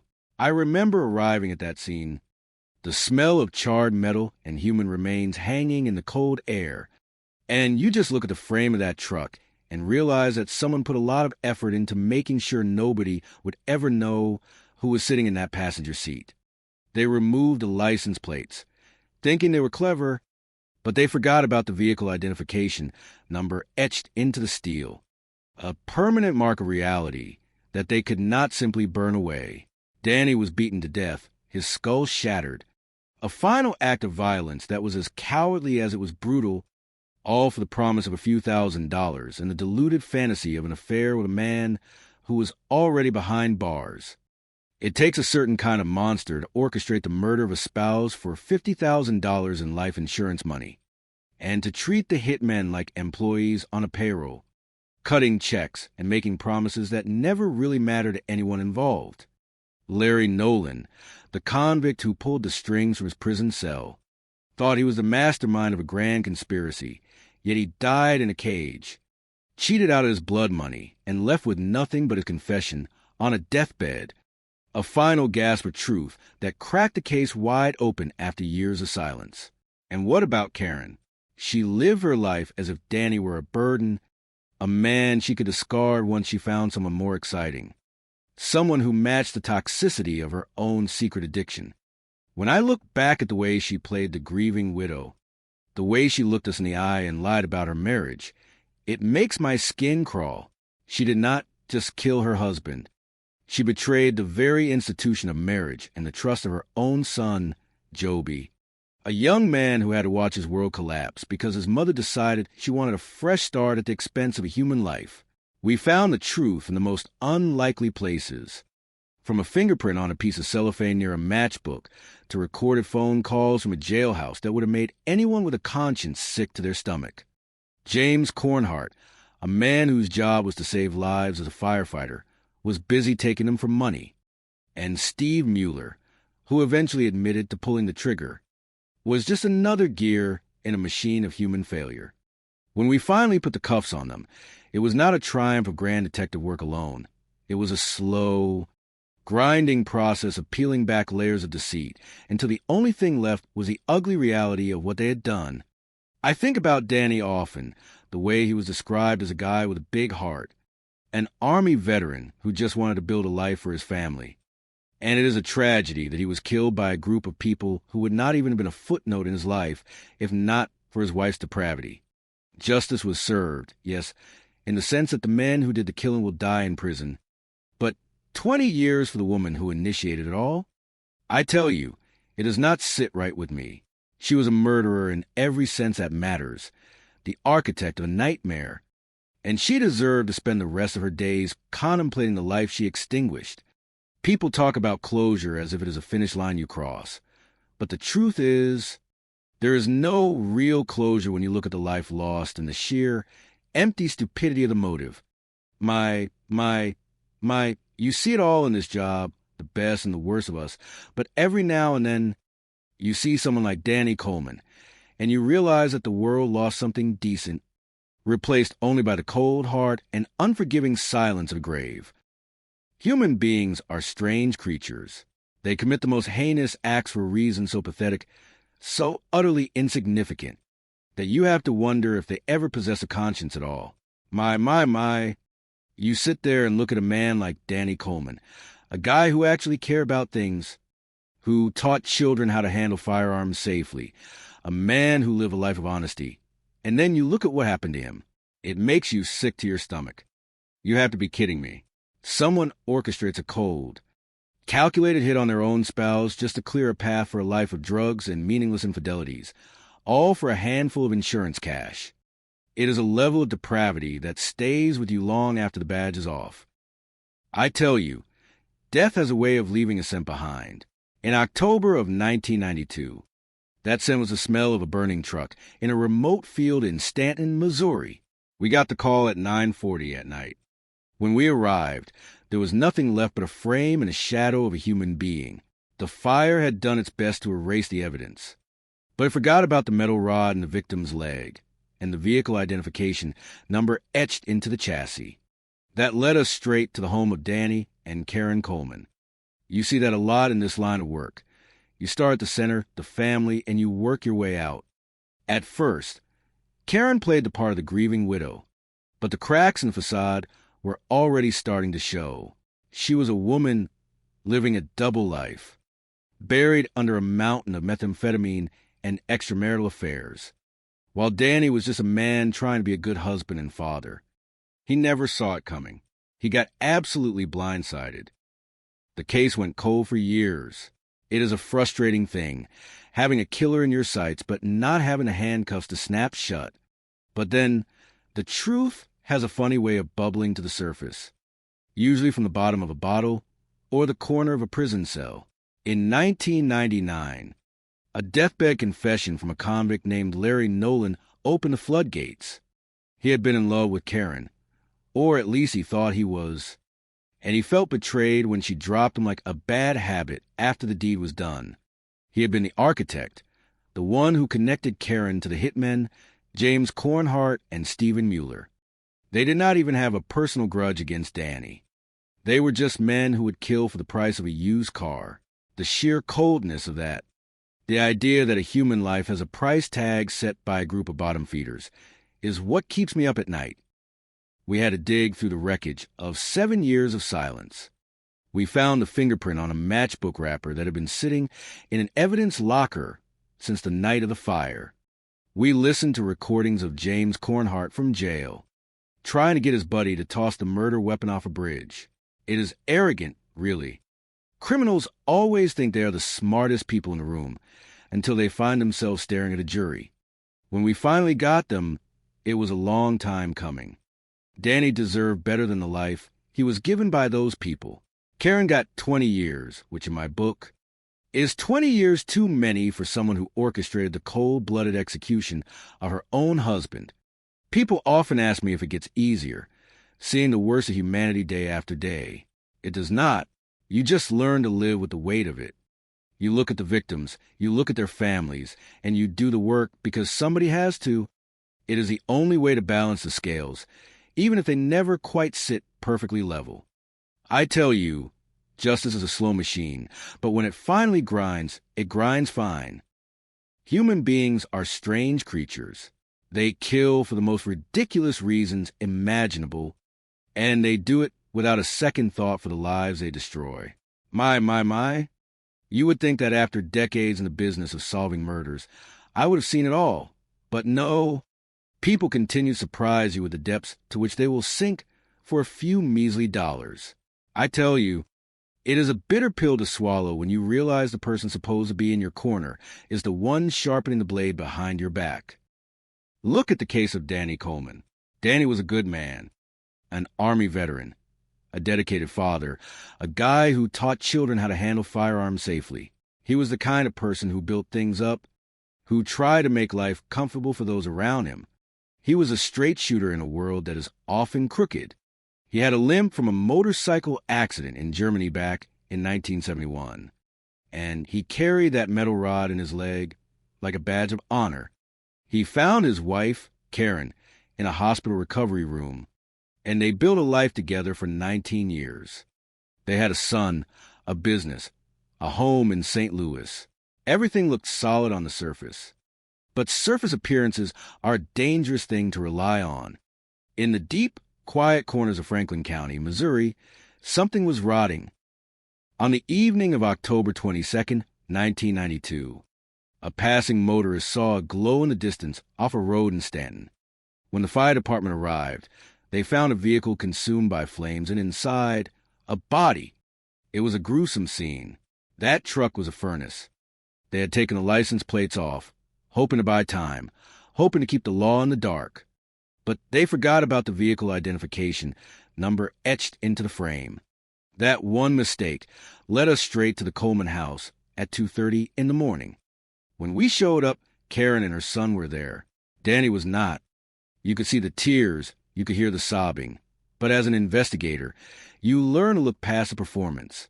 We found the belt buckle, the jewelry, the ring. We identified Danny by the metal rod in his leg. It was a homicide, a brutal case of blunt force trauma, and the fire was just a desperate attempt to erase the crime. We started pulling at threads, and the whole tapestry began to unravel. We thought we were looking for an enemy of Danny, but we should have been looking at his own front door. Karen was living a double life. She was deep into drugs, cocaine and methamphetamine, and she was stepping out on her husband with multiple men. She was not the grieving widow. She was an architect of destruction. The investigation hit a wall for years. It stalled. It is a terrible thing when a case goes cold because you have all these leads that go nowhere. But patience is a tool, and justice, while slow, often has a way of catching up. It took 7 years, but a tip from inside the Missouri State Penitentiary finally cracked the door open. An inmate, talking about his late cellmate, Larry Nolan, dropped a bombshell. Larry was a man who thought he was in love with Karen, a man who had been used as a tool for her greed. She had visited him in prison. She had seduced him with promises of a future and money, and she had convinced him to orchestrate the murder of her husband. She promised $50,000 in life insurance proceeds. She turned her husband into a commodity, a dollar sign. Larry recruited James Cornhart, a local firefighter, to do the deed. Cornhart then brought in others, including a man named Steve Mueller, to carry out the act. The betrayal runs deep here. You have to be kidding me. Karen Coleman did not just pay for a hit. She orchestrated the destruction of her own family. She looked into the eyes of a man who loved her, a man who worked hard to provide for her, and she decided he was worth more as a corpse. And for what? So she could burn through the cash and chase a high? It is the height of selfishness. The investigation revealed that Cornhart, the man who was supposed to uphold the law as a first responder, was actually the one pulling the trigger. They lured Danny to a vacant house under the guise of talking about his wife's infidelity. They beat him, they ended his life, and they burned his truck to hide the evidence. It is a level of cold-blooded calculation that makes your skin crawl. When we finally arrested them in 2008, 16 years after the murder, the truth came tumbling out. We found the fingerprint on a matchbook wrapper that had been sitting in storage for years. We found the recorded phone calls from jail where Cornhart, in his arrogance, thought he could talk his way out of it by having his friend throw a silencer off a bridge. But Steve Mueller broke. He told us exactly what happened. He admitted to being the one who fired the shots. He was just a pawn, a man who sold his soul for a pittance. Karen Coleman eventually pleaded guilty, and she tried to frame it as a transformation, blaming the drugs, claiming she was a new woman. That is the oldest story in the book. You get caught, and suddenly you find religion or remorse. But the damage was done. Her own son had to live with the knowledge that his mother signed his father's death warrant. The jury found Cornhart and Mueller guilty, and they got life. Karen got 20 years. It was not enough in my book. She deserved the same fate as the men she hired. Danny Coleman was a good man. He was a decent, hard-working human being who deserved a long life. Instead, he was blindsided by the one person who should have protected him most. It is a cautionary tale, if there ever was one. Human nature is capable of great love, but it is also capable of staggering malice. When you mix greed, drugs, and a lack of moral compass, you get a recipe for tragedy. We got justice for Danny, finally, but it will never bring him back. And the mystery man, the one they call Dozer, is still out there. Maybe one day, someone will speak up about him too. Until then, we keep doing the work. That is what we do. Human beings are strange creatures. They kill for the most ridiculous reasons you can imagine. And when you look at a case like the one of Danny Coleman, you realize that some people do not just kill. They dismantle the lives of those around them with surgical, cold-hearted precision. My, you have to be kidding me. I tell you, a man is found in a burning truck, a victim of his own life being set on fire, and you wonder how he got there. It was October 22nd, 1992, a quiet night in Stanton, Missouri. A motorist sees a glow in the distance, a sight that should never be in a field at 9 o'clock at night. What he found was not just a fire, it was a grave on wheels. When I arrived, the truck was nothing but a frame. The heat had consumed everything. Danny Coleman was inside, a man who was known for his big heart, a man who taught children how to handle firearms, a man who was just, well, a good guy, and yet he ended up as charred remains in the front passenger seat. You look at a scene like that, and you start asking the obvious questions. Who was he? Why was he there? And the most important question of all, who would do this to him? The investigation was a grind. It is always a grind. You start with a victim. You work your way out. We found jewelry, a watch, a ring, and a belt buckle belonging to a hunting group called Ducks Unlimited, and that metal rod in his leg, a souvenir from a motorcycle accident years ago. That was how we knew it was Danny. But the tragedy goes deeper than the physical remains. You have to look at the wife, Karen Coleman. She wore the mask of the grieving widow, but masks have a way of slipping. I tell you, she was a different person entirely than the police were led to believe. She was not just a wife. She was a woman living a double life, deep in the world of drugs, methamphetamines, and infidelity. It makes you sick to your stomach. You think you know someone, you sleep next to them for 19 years, and all the while, they are plotting your end. That is a kind of betrayal that keeps you up at night. The case went cold for years. 7 long years. The truth was locked away in a prison cell, and that his impact will continue to be felt for as long as we carry his memory in our hearts. May the peace that he found in life be the peace that now surrounds him in eternity. May his family find the comfort and solace they need to navigate their journey forward. And may we all carry a piece of Steve Clayton's spirit with us as we go about our own lives, seeking to make the world just a little bit brighter, one act of kindness at a time. This brings the story of Steve Clayton to a close, a life defined by love, a legacy defined by generosity, and a memory defined by joy. He was a man of extraordinary character, a life of incredible impact, and a heart that will be missed more than words can express. His story remains a vital part of the lives of all who knew him, a reminder of the fragility of life and the immense power of love. May we all hold his memory dear, and may his story continue to inspire us to be the best versions of ourselves, just as he was. Steve Clayton, thank you for the life you lived, the love you shared, and the impact you made. You were a gift to all who knew you, and your legacy will live on forever in the hearts and minds of those you touched. Rest in peace, knowing that your life was a triumph for the human heart. The story is told, the legacy remains, the memory endures. And through it all, Steve Clayton, the man with the big heart, continues to inspire us to live with the same passion, the same generosity, and the same love that defined his existence.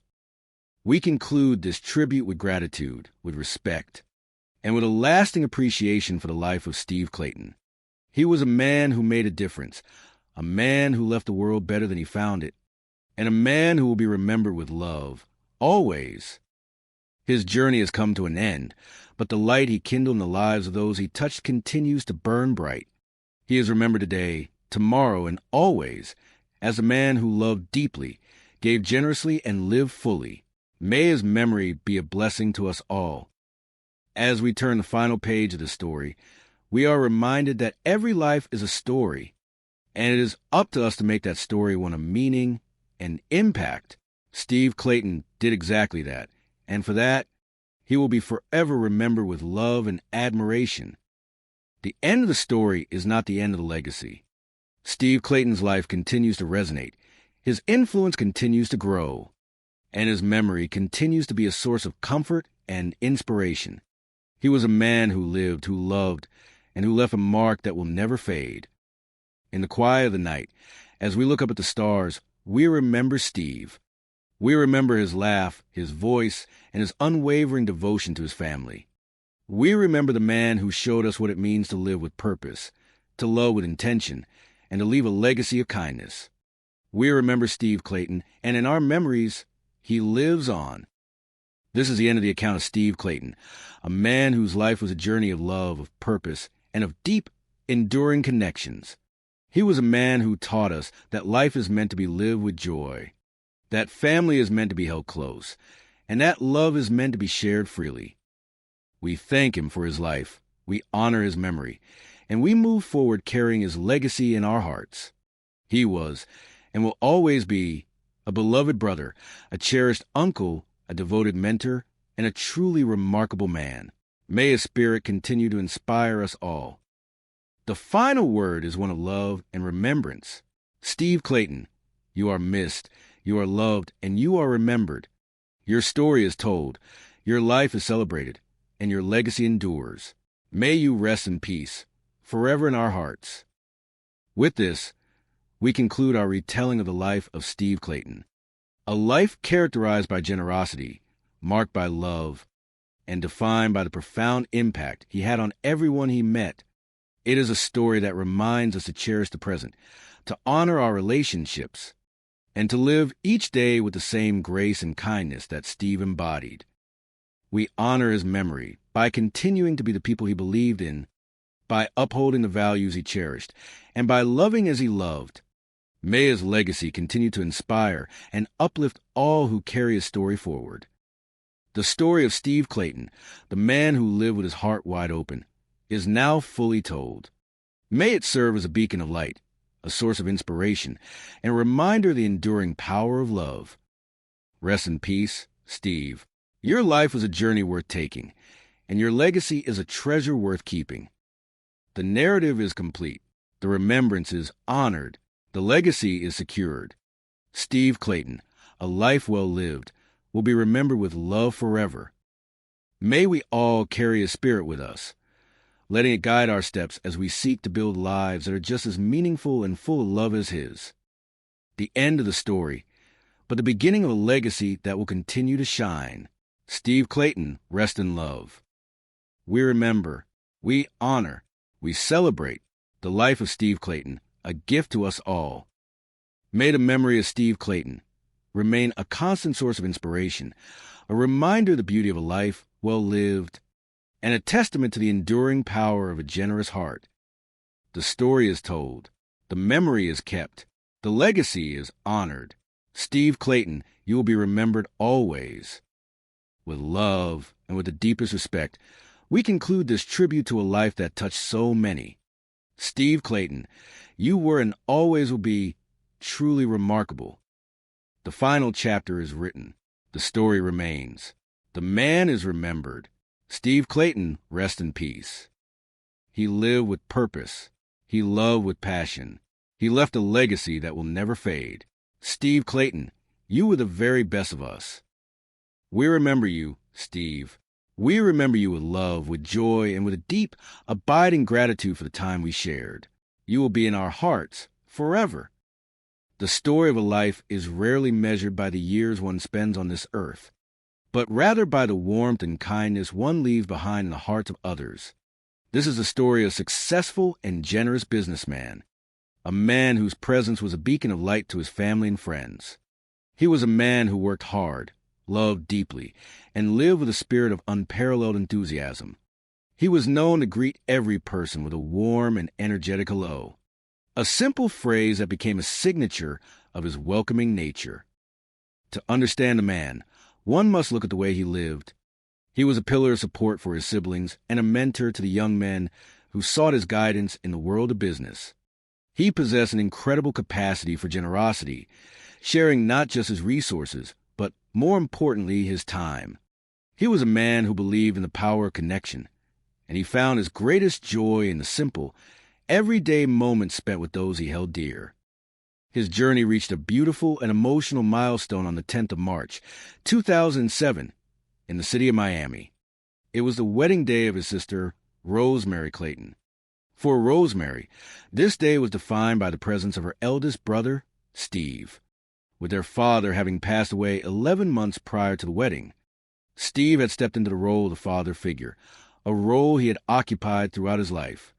He was 10 years older than his youngest sister, and as she grew, he was always there, a protective and loving influence. Walking down the aisle that day, accompanied by Steve, was a moment that Rosemary would never forget. It was a day filled with both joy and the bittersweet memory of their father. Steve, ever the supportive brother, made sure that the day was as perfect as possible. He was the one who kept everyone calm, the one who kept everyone laughing, and the one who ensured that the spirit of their father remained a part of the celebration. During the reception, Steve gave a speech that came straight from his heart. It was unscripted, genuine, and deeply emotional. He spoke of the responsibility he felt to honor their father and to take care of his sister. He expressed his love for his new brother-in-law, William, and his happiness at seeing Rosemary so fulfilled. It was a testament to his character that he could so effortlessly blend humor with sincerity. Following the wedding, Steve continued to seek a companion who could match his zest for life, his intellectual curiosity, and his spiritual depth. He was a man who dreamed of finding a partner who could truly stand by his side, someone with whom he could build a future. In late 2009, he decided to embrace a change of pace and moved to North Carolina. It was there, amidst the beauty of nature and the promise of a new chapter, that he met Lana Walsh. Lana was a nurse who grew up in Oklahoma. She was much quieter than Steve, a stark contrast to his boisterous and energetic personality. Yet, their differences seemed to complement one another. Steve was immediately taken with her, and he could not hide the depth of his feelings. He was very much in love, and for the first time in a long time, he seemed to find a sense of peace and grounding. They shared a life filled with affection, always holding hands,